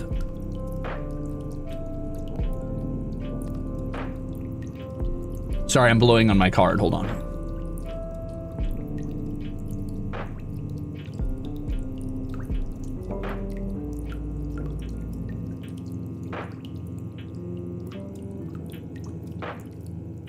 Damn, 2009's wild.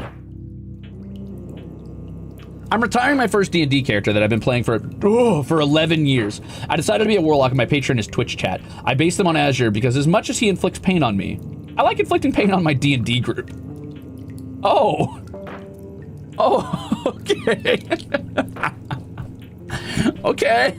Well, you're gonna inflict pain. Thank you for the magenta soup and good luck. That is, I don't think I could sit around a D&D table for the amount of hours that takes and pretend to be that guy.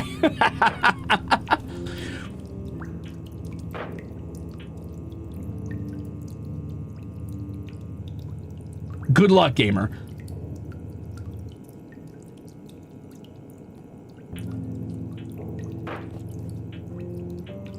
And thank you for the magenta soup. Holy shit.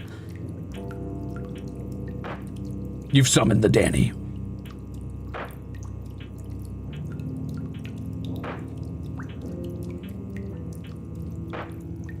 Anyway, I will put the fanfiction discussion on hold for now because I think it's a sensitive topic for a lot of people. I think that my final statements will be thus. Any art that is put out into the world to be reviewed by the masses is art that is unfortunately subject to criticism. However, you do not have to like perceive that or look at that, nor do you have to accept that as valid criticism, because some criticism, most criticism, I would say 80% of it, is just someone talking out of their ass or actively being an asshole for the sake of it. But fanfiction, like everything else, is something people are allowed to be like, nah, to if they don't like non-canon stuff. As somebody who's relatively critical of like the sense of is canonical the word I believe I'm looking for? As somebody who's very sensitive to senses of like canonical validity, I personally find fan fiction is often a little too far off the end for me for what I would like to consume. It is my main problem with modern Monster Hunter is it feels like fan fiction. It doesn't feel canonical to me. I almost said canonicity, but I don't think that's right, is it? Also, thank you for the rose.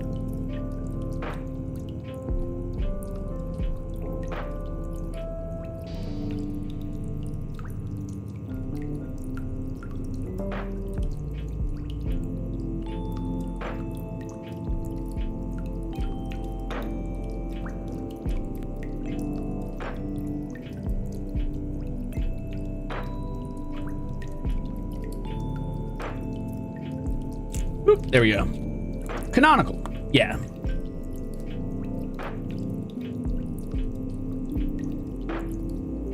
I didn't read the Sylvanas book, but I heard that did feel like fan fiction to some people.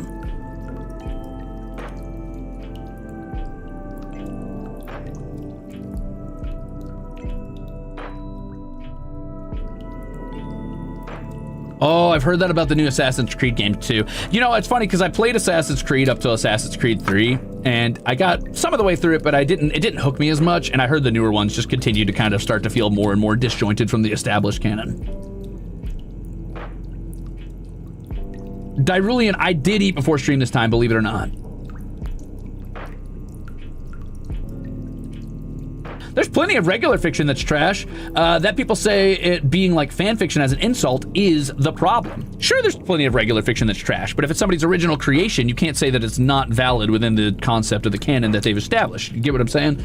So like if someone's like, hey, I wrote a book and it's objectively poorly written and the characters are annoying or like unlikable or the arcs don't make sense or they just pull bullshit out of their ass, then you could say that that's bad or poorly written, but you can't say that it feels like they've bastardized the characters because it's their characters. You know what I mean? It's the difference between like somebody making a bad piece of art and you could be like, well, from an artist, an artist standpoint, this isn't very well done. The lines are shaky or like the coloring's bad or whatever, but who cares? It's their art. They get to have fun with that. On the other hand, if someone traces somebody else's art and it's poorly done, that's not great.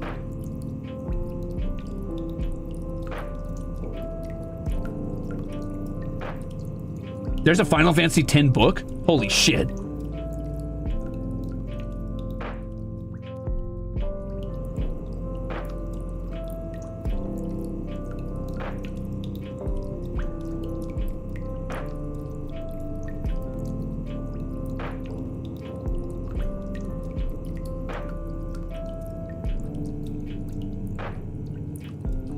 Oh, so canonicity was the right word. That's crazy. I'm not gonna lie, dude. I was like, is canonicity even a real thing, or am I just making that up? We don't. God, was the Final Fantasy X book that bad? Holy shit.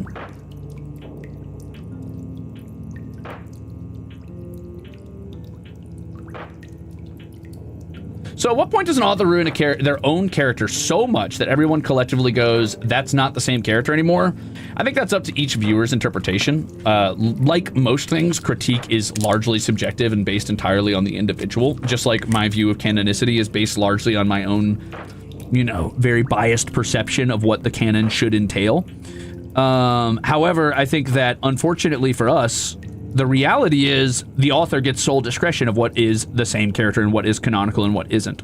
So they're allowed to say whatever they want. I can say that that was a bad move and doesn't make sense from like a psychological standpoint or, a pre-established narrative standpoint or the views that this character previously held standpoint. But if the author says it's canon, then I guess it's canon, dude. Which is where fan fiction comes in clutch because you can rewrite poor decisions by the author, I find.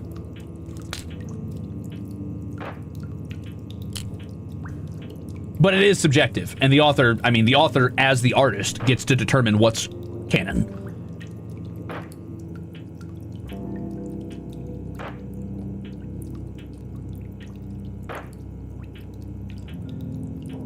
Yeah, like Daenerys.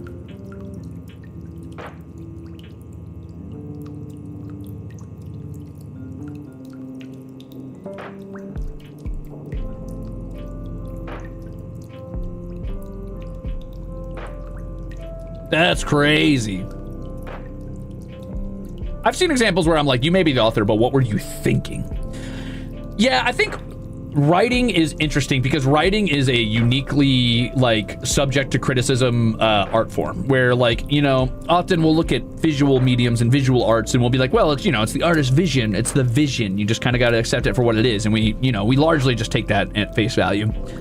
Where writing, because it is telling a story and stories are inherent to the human experience and have been around since like written context, back when we were an entirely like verbal species and all of our stories were passed down word of mouth.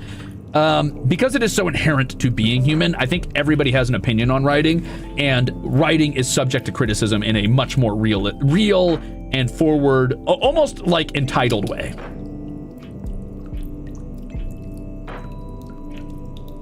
There's also the point where the fanon's interpretation of a character affects how the writer continues to write the character. Harley Quinn. Homestuck.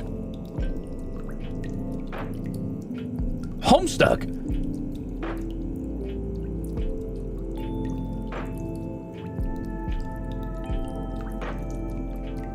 How so? How so what, Jojo? What are you asking?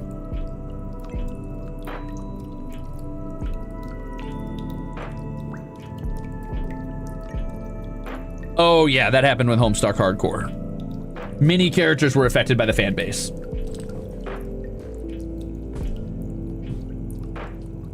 How in Homestuck? Well, in Homestuck, Carcat was largely changed because of the fan base. Dave was largely changed because of the fan base. Terezi got changed because of the fan base. Vriska got changed because of the fan base.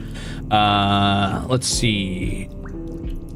Who else was largely altered because of the way the fans interpreted them? Honestly, all of the beta trolls were made as mockeries of fanon interpretations of the main characters, and then later, a lot of their traits were adopted into the main characters.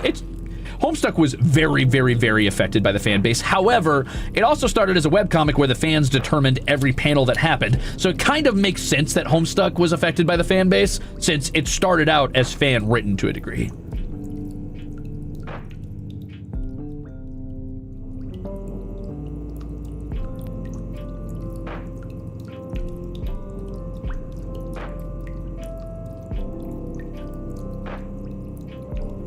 I feel like authors should interact with fandom, but that affects future writing.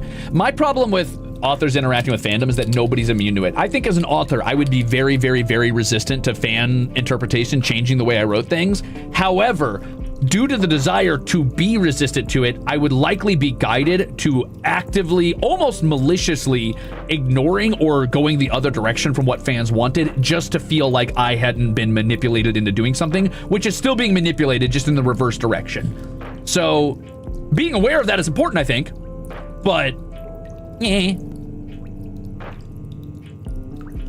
Albie says, if you're intrigued by the idea of canonicity, or how if the canon even matters to the progression of a story and its characters, man, you gotta read the Homestuck epilogues. I've read up to a certain point in the Homestuck epilogues, and some of it's pretty interesting.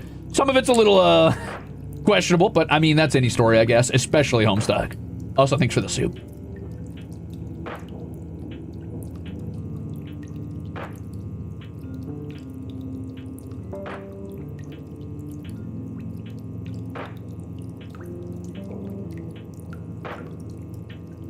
You reminded me of what the Game of Thrones writers said about season 8, how they rewrote everything because the fans had figured out where the plot was going. I think that's stupid. That's different than what I'm saying. What I'm saying is I would not rewrite things to like pull one over on the fans. That's actively trying to get a gotcha moment on fans, and that's stupid.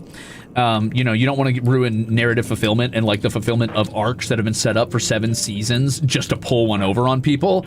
But I do think that if fanon was starting to manipulate characters the way I often see fanon manipulate characters, I would actively double down on the traits of those characters that were not directly what the fans wanted, which is bad. That's bad writing still. Owza! Do it, you won't. Do a 100K epic of me trying to break out of the basement while I sit down here and just do a meta commentary where you write me talking to the wall or Cheryl about the nature of fanfiction while writing a fanfiction. I am not a soon nor a cutie pie. You know this. You know this? But thank you for 26 months. You're running out of time. You can't buy your set, Alicia. You only have less than a little bit more than 24 hours. So you have like 31 hours. Exactly. Fans figuring out the plot is a good thing. Fans insisting on changing a character's direction is still fine because they're just having fun and enjoying their shit or whatever. But you probably shouldn't let that influence it. I think that's the problem with fan service. Largely in the direct way that authors interact with the fan base right now because of social media, it makes it hard not to lean into fan service because sometimes the fans have really good ideas. And other times you just are afraid of oh, well, if I don't write this the way the fans want, they're not going to be invested anymore. And that's not good because you're not staying faithful to your initial vision. But sometimes it would be better if you caved in and did it because they might be you know, writing better than you were, or they might like have had an idea or like a viewpoint that you didn't have previously. I think it's all in doses, right? You don't want to cave into like being so fan servicey that it's no longer your story, but I mean, you shouldn't just ignore fan interpretations. Rest in peace, Voltron.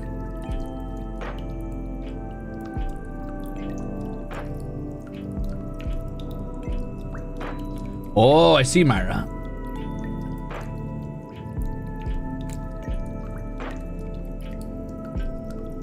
Morning, Raven.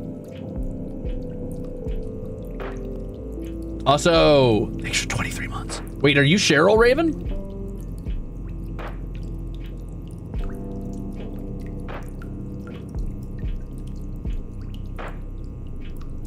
I'm learning so much right now. Again, okay, so here's the thing, though.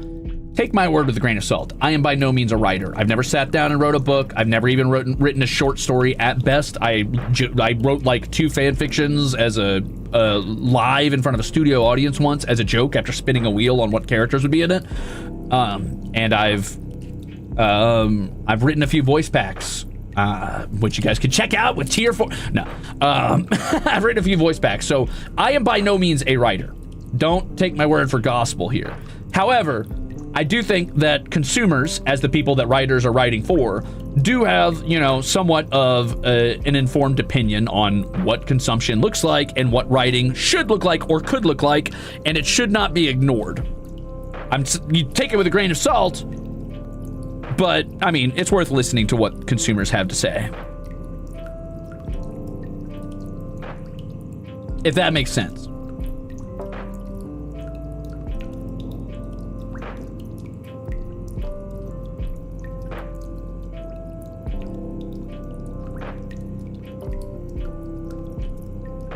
My VPs say otherwise. Thanks. It's one of my first forays into seriously writing, which is great. Maybe I just have a natural like knack for it. You know what's funny is actually just literally last night, one of the reasons I stayed up and I didn't blink for a long time is because not writing, this isn't writing, but it's adjacent. Out of fucking nowhere, dude. Out of fucking nowhere. Inspiration struck me as hard as possible.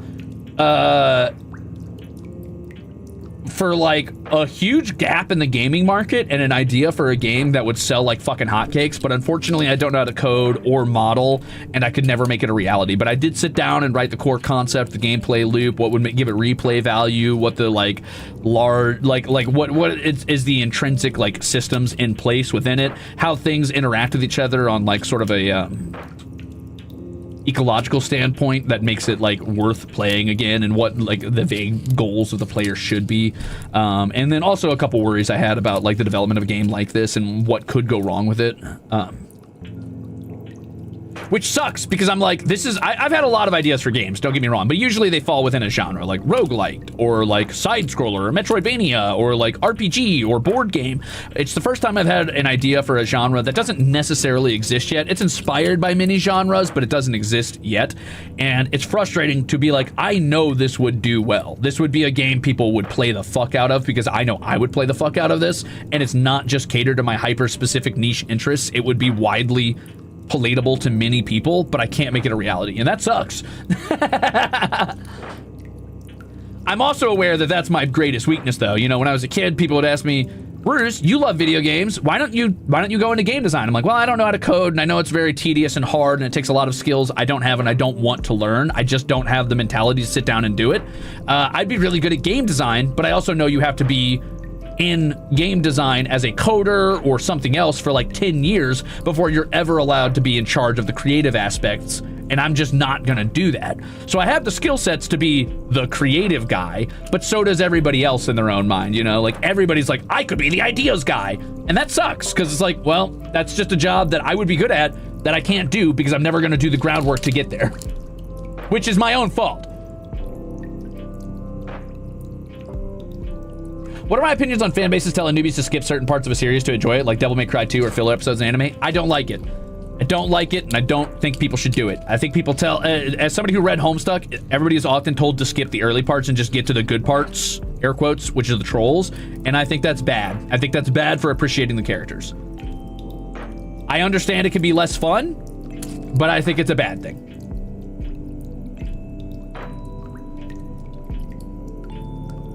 Does it include microtransactions or gambling? No.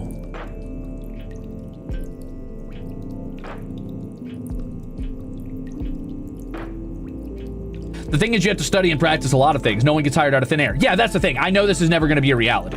Like, it doesn't matter. Exactly what MetaSheep said. Ideas are a dime a dozen. The actual value is the execution of those ideas.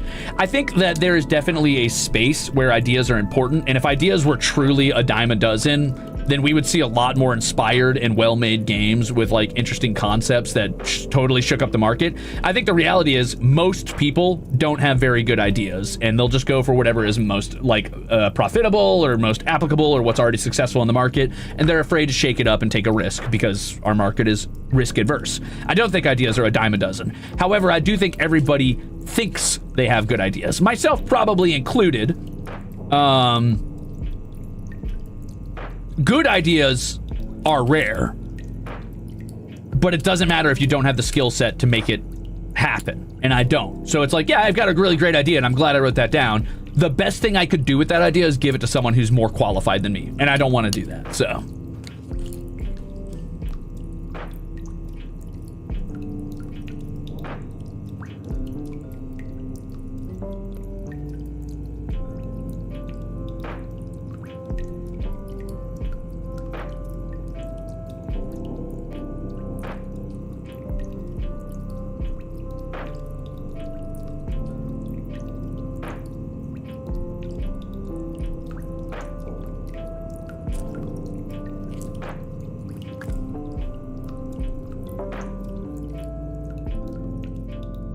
Reality crushes a lot of good ideas because you need projects to be feasible. Yeah, that's part of it too, is obviously a lot of games, especially in game design, a lot of games suffer from either idea bloat, where developers want too many ideas in one thing and they try to cram everything into a single game and it just never works out because obviously that's unrealistic and it takes too much dev time and too many diverse skill sets, and sometimes it just doesn't suit the vision of the game and it feels disjointed and weird.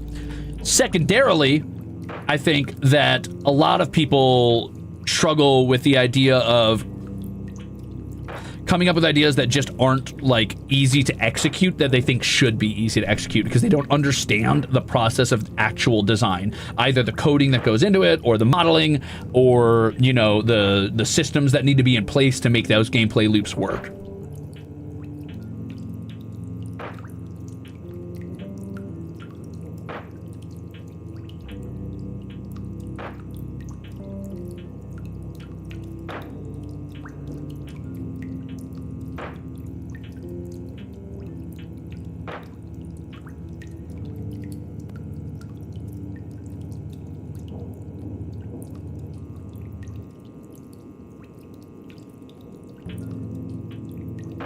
Bibble, thanks for being an asshole. Would I ever write a visual novel for funsies? I don't know. Maybe.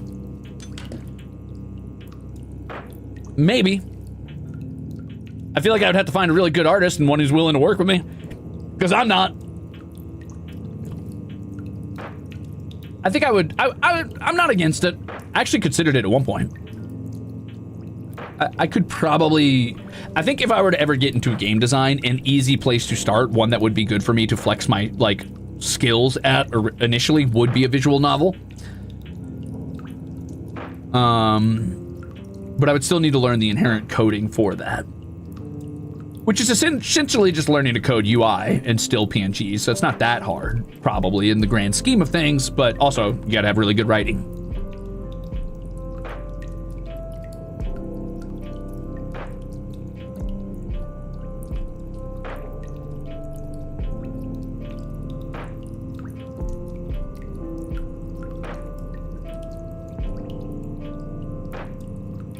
I also love game design. So sorry.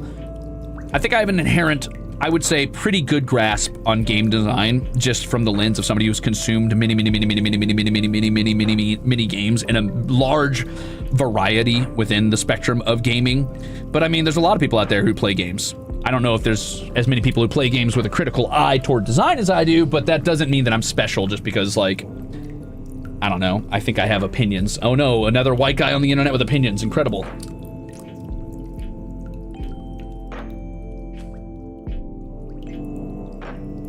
Stars-EN management coded a visual novel. Fair.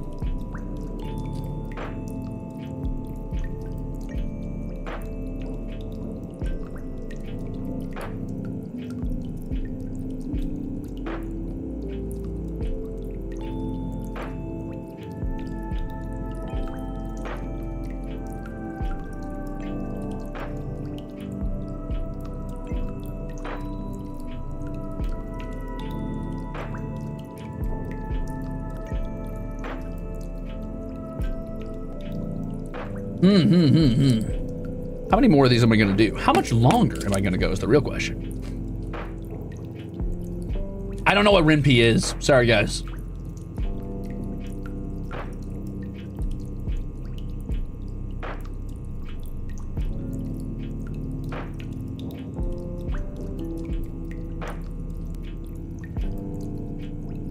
Oh. Finish the whole stack? I don't think so, dude. I don't think so, dude. Also, there's so many stacks. This is only one of the stacks I was sent. This is one of them. This is how thick they are. Any thoughts on game modification or mods? And have you played a game with such mods that you prefer the original game without mods? P.S. I love the art background. Thank you, library. My thoughts on modding in video games are that mods are inherently good for gaming and should be celebrated. I think that mods largely do good work and that you can get a lot of really creative concepts out of modding. However, I will say that as a corporate entity, I say don't ever mod games unless the dev gives you express permission and blah, blah, blah, blah, blah, blah, blah, whatever. Whatever bullshit I need to cover my tracks. But the reality is mods good. I like mods. I think mods can often expand upon a game design in ways that the developers maybe had not considered. However, I do not think that that diminishes the original intent of the game or the vision that the game has. Much like fanfiction, I think that the original intent should be somewhat respected as like the baseline and be celebrated for making the mods possible, but I think that mods are no less valuable as an art form.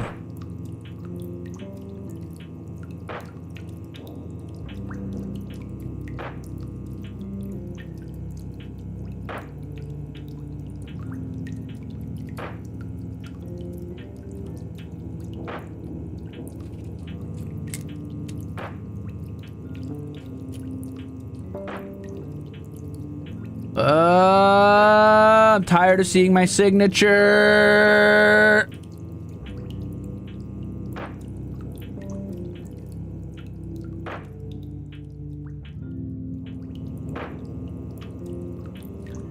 It doesn't even register as a name anymore. It doesn't even register as words. It's nothing. It's just nothing.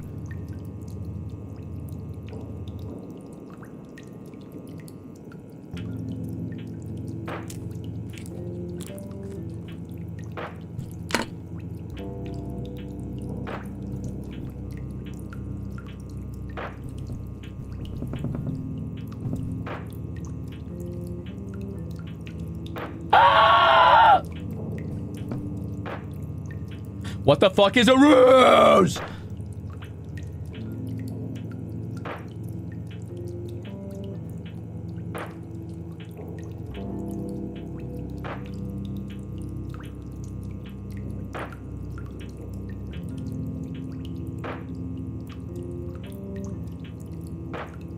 Rotuharu. Thanks for being a Ruzader. Welcome in. How many left? Oh, you know, just like 800 or whatever. Shadow Cross Zero, thank you for the gifted chip.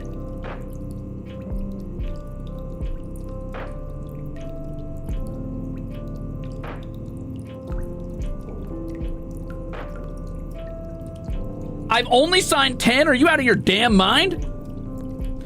I've signed way more than 10, thank you. This is my current signed stack. All right? I'm doing good. I don't know if that one was fully dry. Uh-oh. I maybe shouldn't have layered those. Hold on. Look what you made me do. No, it's fine. Okay.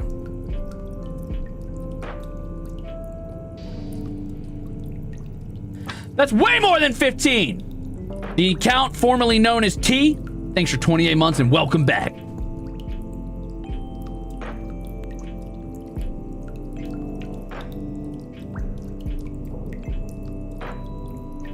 A ruse is not a lie, it's a trick, it's a prank, it's a goof, it's a gaffe, it's a deception, it's a haha, it's a hee-hee, it's a laugh, it's a chuckle.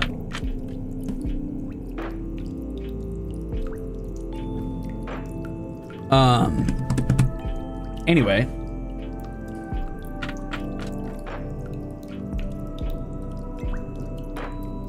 Spitting bars? Yeah, you know me.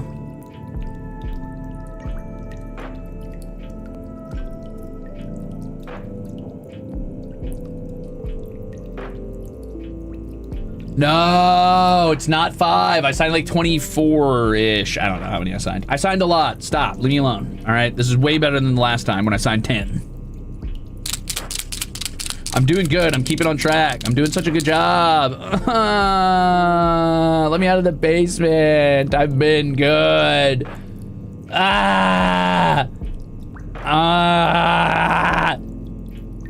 Free me.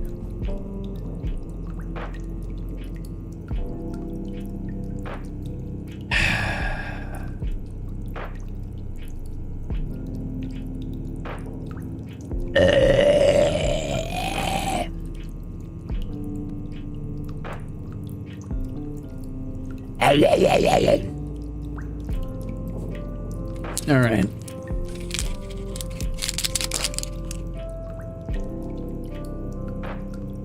I already drank my only stamina potion. Thorbeck is sad.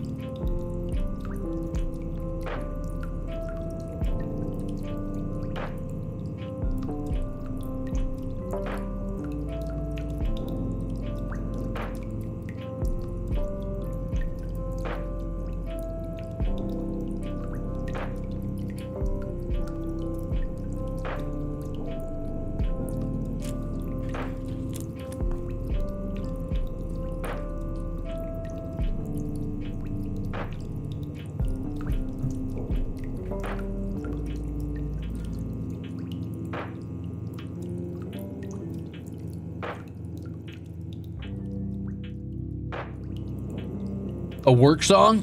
I got you. Help me right now, free my soul, don't know how, infinite suffering rings in my ears, endless pain it brings. Ah.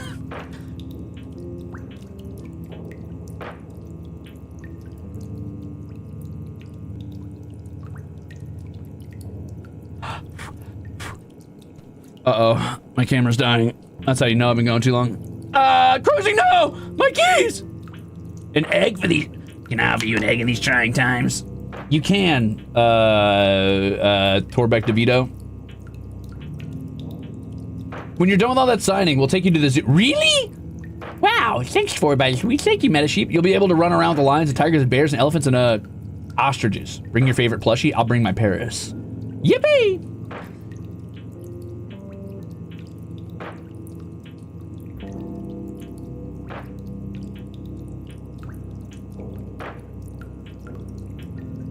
Is it a we're calling it time? Free me. Free me from this hell, please. Somebody save me.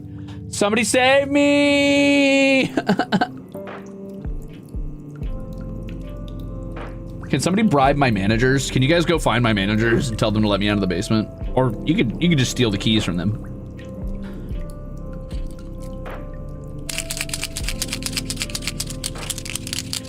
I can't think of it as a side quest. Everybody says think of things like a side quest. Like when you got to do the dishes, think of it like a side quest. When you got to make yourself dinner, think of it as a side quest. I don't see an XP bar go up, and if number don't go up, how do I feel good? If I don't see the ping above my head, how am I supposed to feel good?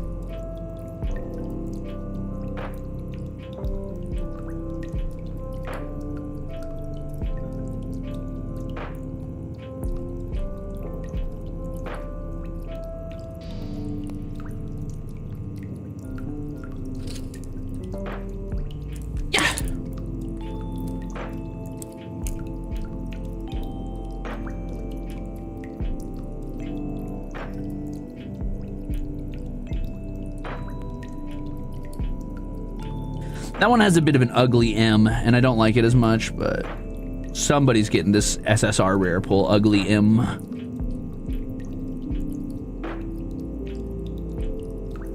Oh my god, limited edition, ugly M, SSR rare pull, Crimzon Rulez signature.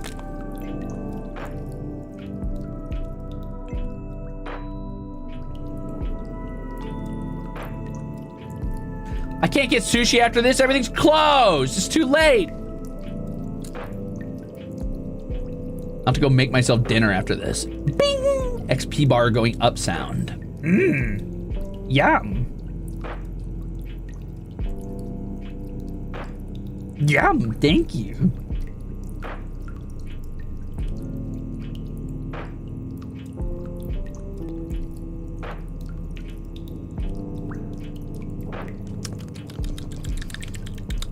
Yum. I wonder how many I have done, though. I am curious. I'm not gonna pull the stack apart to count because these gloves are really hard to manipulate these things with. I kind of just have to like slide them all over the place to be able to grapple them. And when I take them off the stack, I have to like pull until one kind of like gently slides off on its own and then grab that.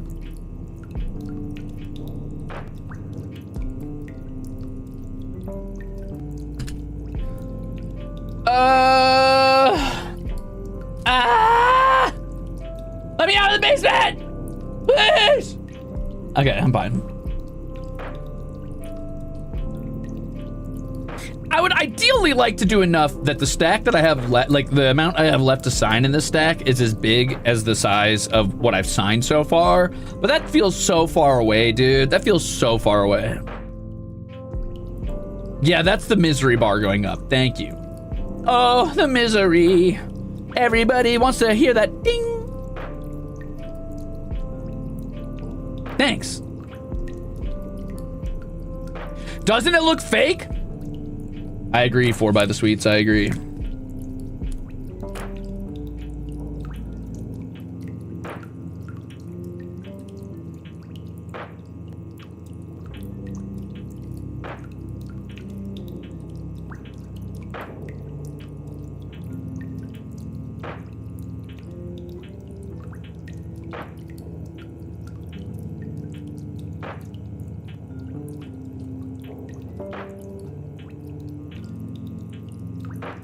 Ooh, those were some confident lines. That was good.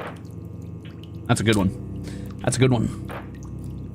The E might be a little big. I might need to shrink that down next time, but pretty good. Full signature!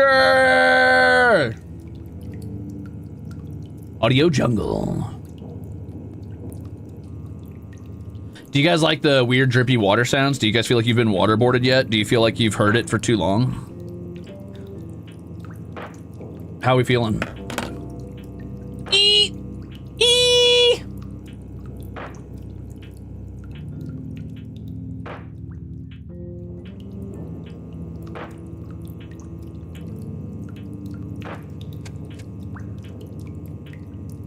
The main problem is I keep talking to you assholes. You! Thank you for 28 months of being an axle! I'm sorry, but your streams are being held captive in the basement is my favorite. I can't wait for them. What do you mean that's your favorite? Nothing's even happening. I'm just fucking getting distracted for like 3 hours. What's happening?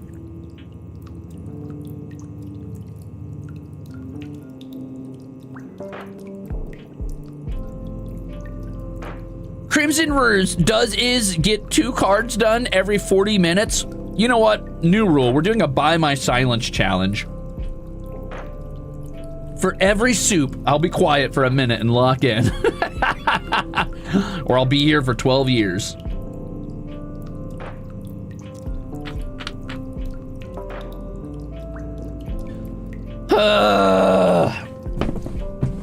Okay.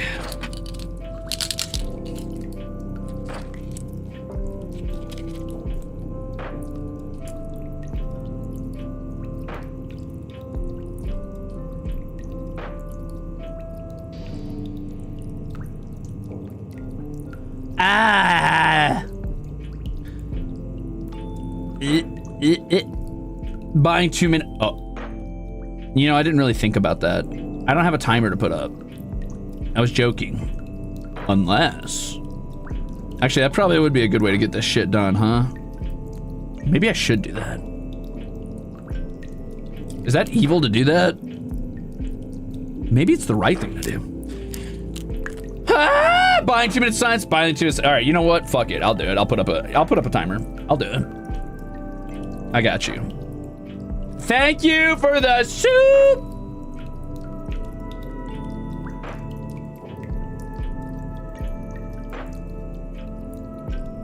Hold on, let me get a timer.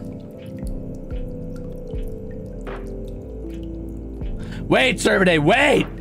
Thank you for the +1 to evil.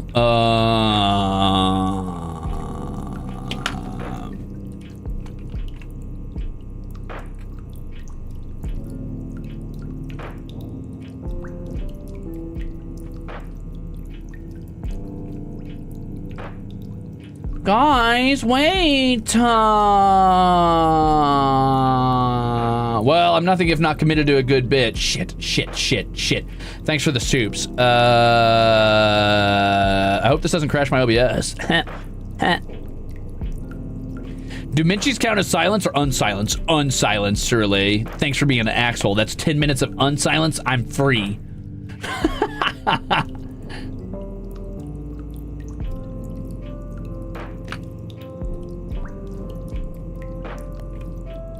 Nah! Shut up, white boy. How dare you?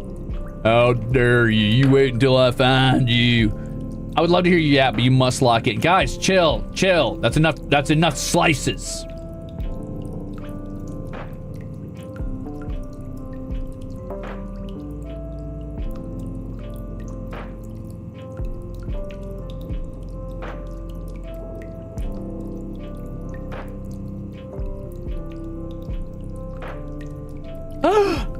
Wait!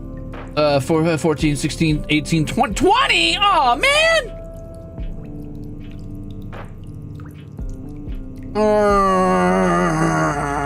Yep.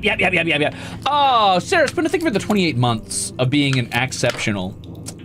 Jay Watts, thanks for the +10 to yapping. So let's see, 24 so far to being quiet, 26 to being quiet. However, that's a counter offer of 120 to yapping. So far I've got a yap for 80 minutes. 80 minutes.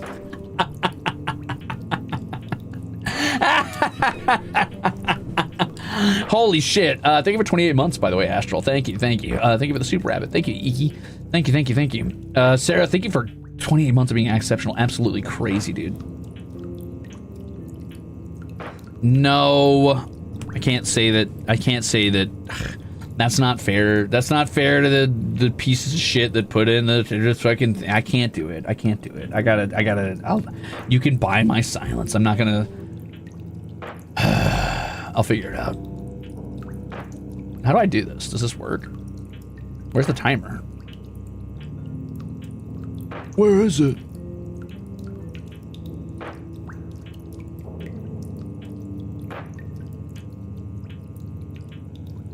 Make that 26 minutes.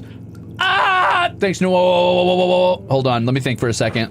I gotta figure out how to make this timer work, but I'm not finding the right option for it.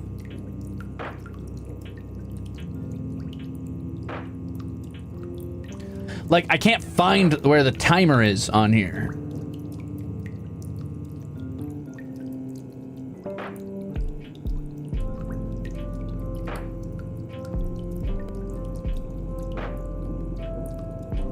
For Syria! Thanks. Thank you for the milk. Thanks for the milk, Annie. Yum. This is where, if I was yapping, I would say, Annie, are you okay? But I won't do that because I'm not yapping. I'll just say that's what I was gonna say, thus saying it. It's 27 minutes. Give me a second, guys. I gotta figure out how to get the timer up on screen.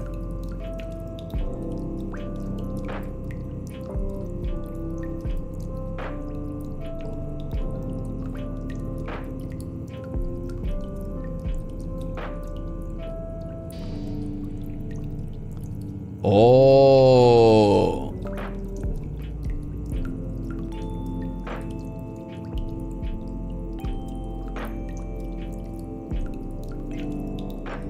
I figured it out, guys. I figured it out.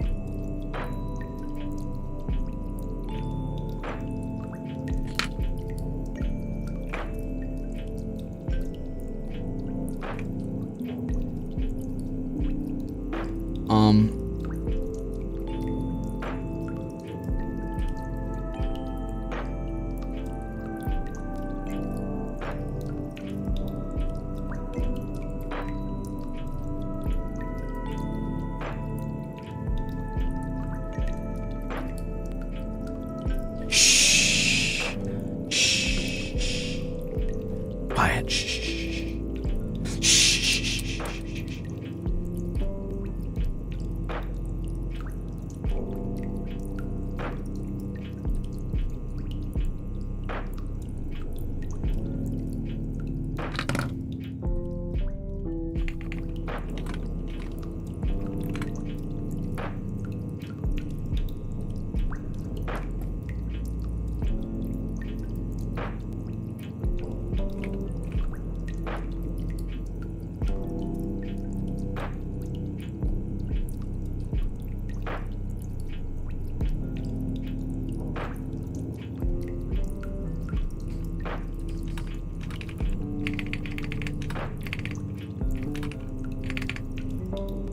It's really hard to type in gloves.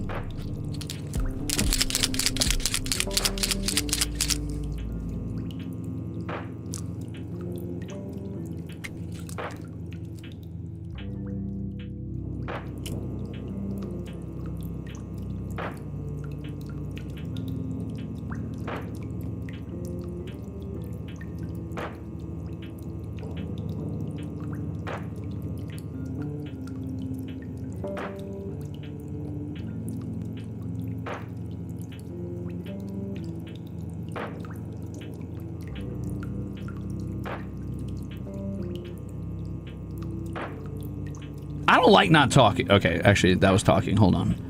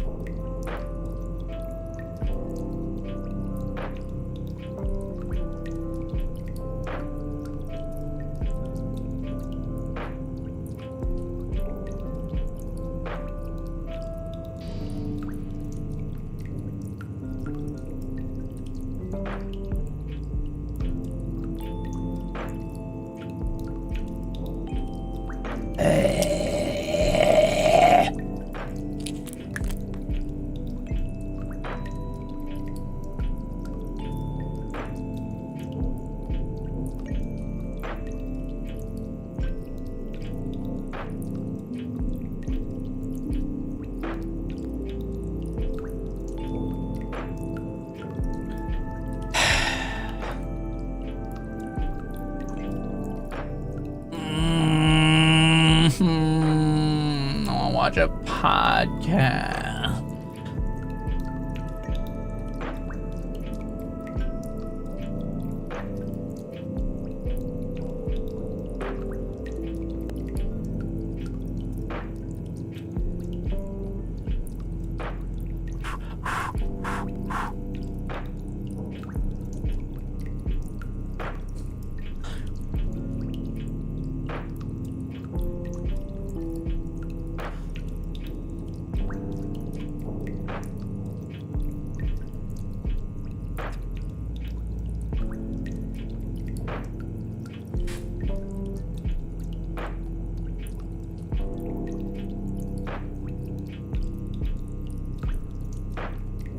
Can't pick it up.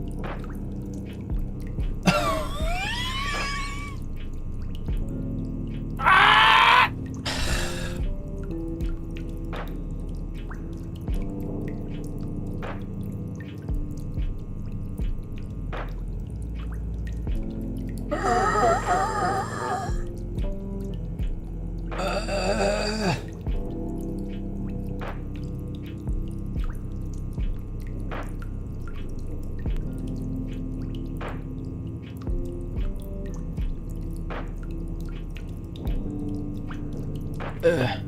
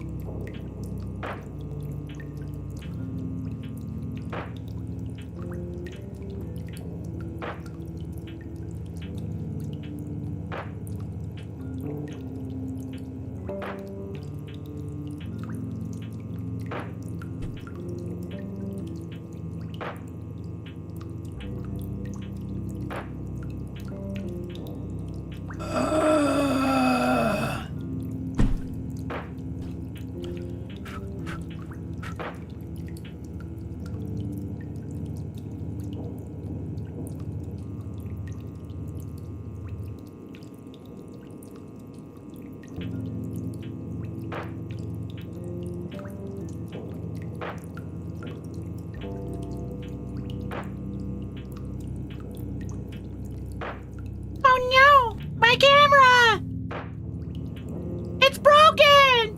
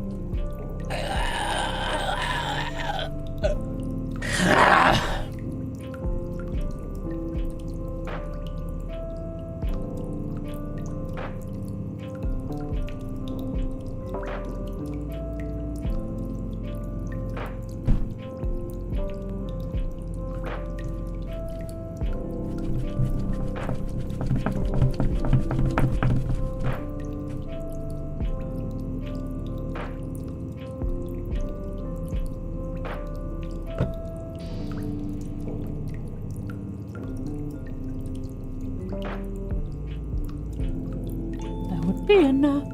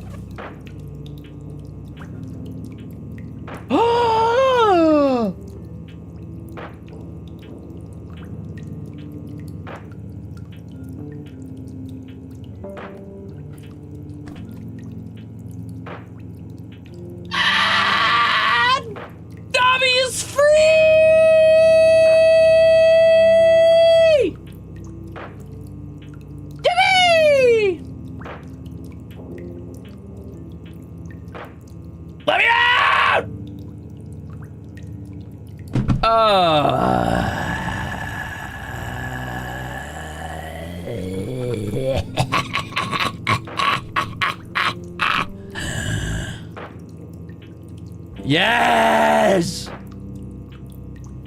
I'm free!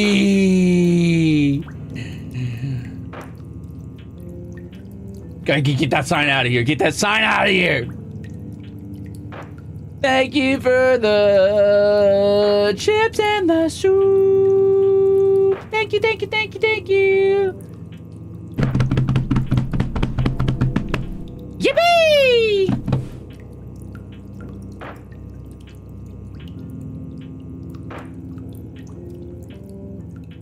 Well, I'm free now. Now what?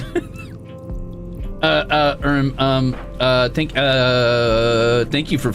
Wow, thank you for freeing me. Can I grant you any wishes?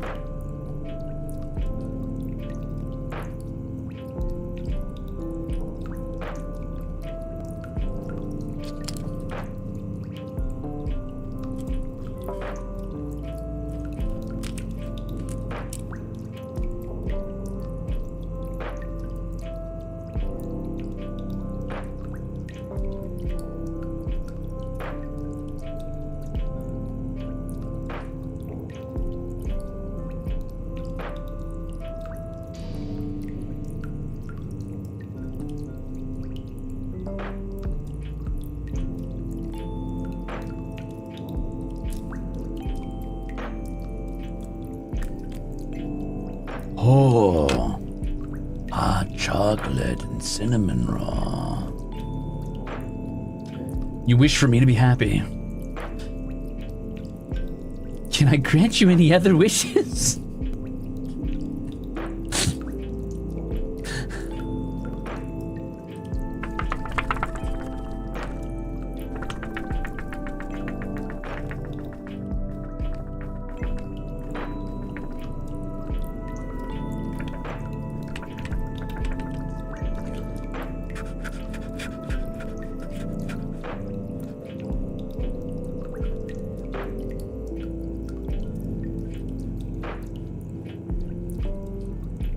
How many more do I have left? I'm so glad you asked.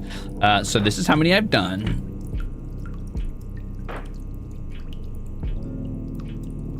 This is how many I have left in that pile.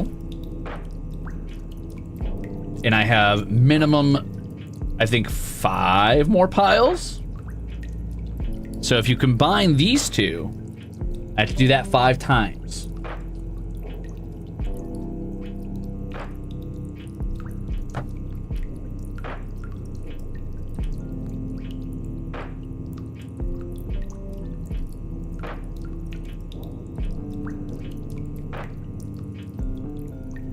That does not mean that's how many sold. That means that's how many I have to sign. I don't think they're gonna tell me how many sold, so I just gotta sign enough that it could cover for all of them because they went through the trouble of printing them, so now they're holding me accountable.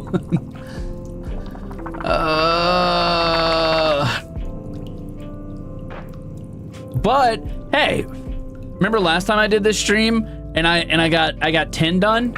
Well, look at me now. Look at me now. Wahoo. I probably did like, I don't know, I'd say that's like 50 plus. Okay, that's probably a lot more than 50. Maybe that's like, okay, maybe that's a lot more than 50 actually. I might have done like 70, 75.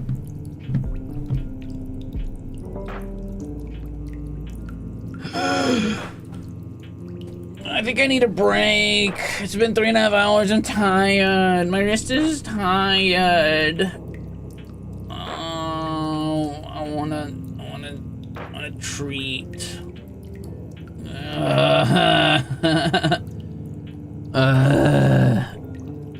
What if I took like a little streams over break and then what if I just did like a little he puts fingers together. What if I just did a little streams over break and then We hung out tomorrow or whatever. What am I doing tomorrow? I don't remember anymore. Guys, what am I doing tomorrow?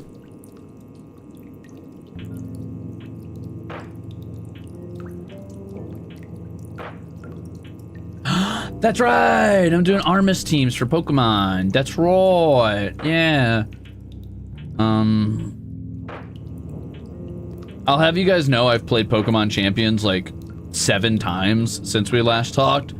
And every time I play at least 10 games and I win and I lose and I win and I lose and I win and I lose and I win and I lose and I win and I lose over and over and over and over and over and over and over and over and over and over again. So I can neither get promoted to Master Tier nor actually like get demoted, so I give up hope. It is just a constant sequence of Lady Luck like yanking my fucking hair and laughing in my face. It's driving me insane. I would rather at this point just fail enough that I get demoted, but instead I just keep going. It's pissing me off. Anyway, yeah, I've been playing Pokemon Champions with my mono bug team and trying to get to Master. So maybe I can do that tomorrow after I make some Armis teams. We'll see. I gotta stop wanting it, or it's never gonna happen. Lady Luck knows that, knows my desire sensor, and it'll never happen if I desire it.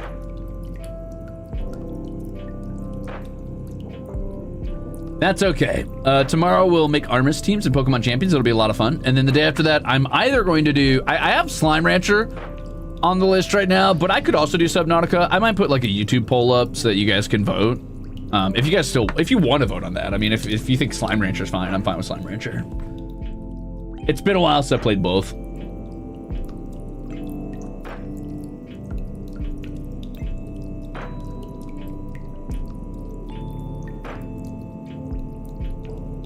Yeah, I'll probably put it on tier 3 just because the polls are usually a perk of tier 3. So I'll put Slime Rancher slash Subnautica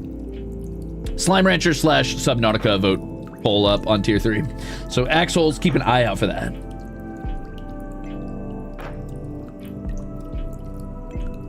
Okay, are you amongst yourselves to figure that out? Thank you so much for all the stupid chips and for hanging out with me while I signed. It was surprisingly helpful. I've probably got a lot more of this in my future. I doubt I'll do another stream for it just because I don't think that's a good idea. And you guys will have to watch me sign forever and it'll just be a lot of me grumbling and mumbling and being a pissy bitch about it because I'm bad at sitting still and doing repetitive tasks. But I will do it. I will sign all of these. And when they're all signed, I'll send them back to the government and they'll let me out of the basement, I hope. Yippee! Can we have Tamagotchi Roosevelt, please, please, please? Maybe?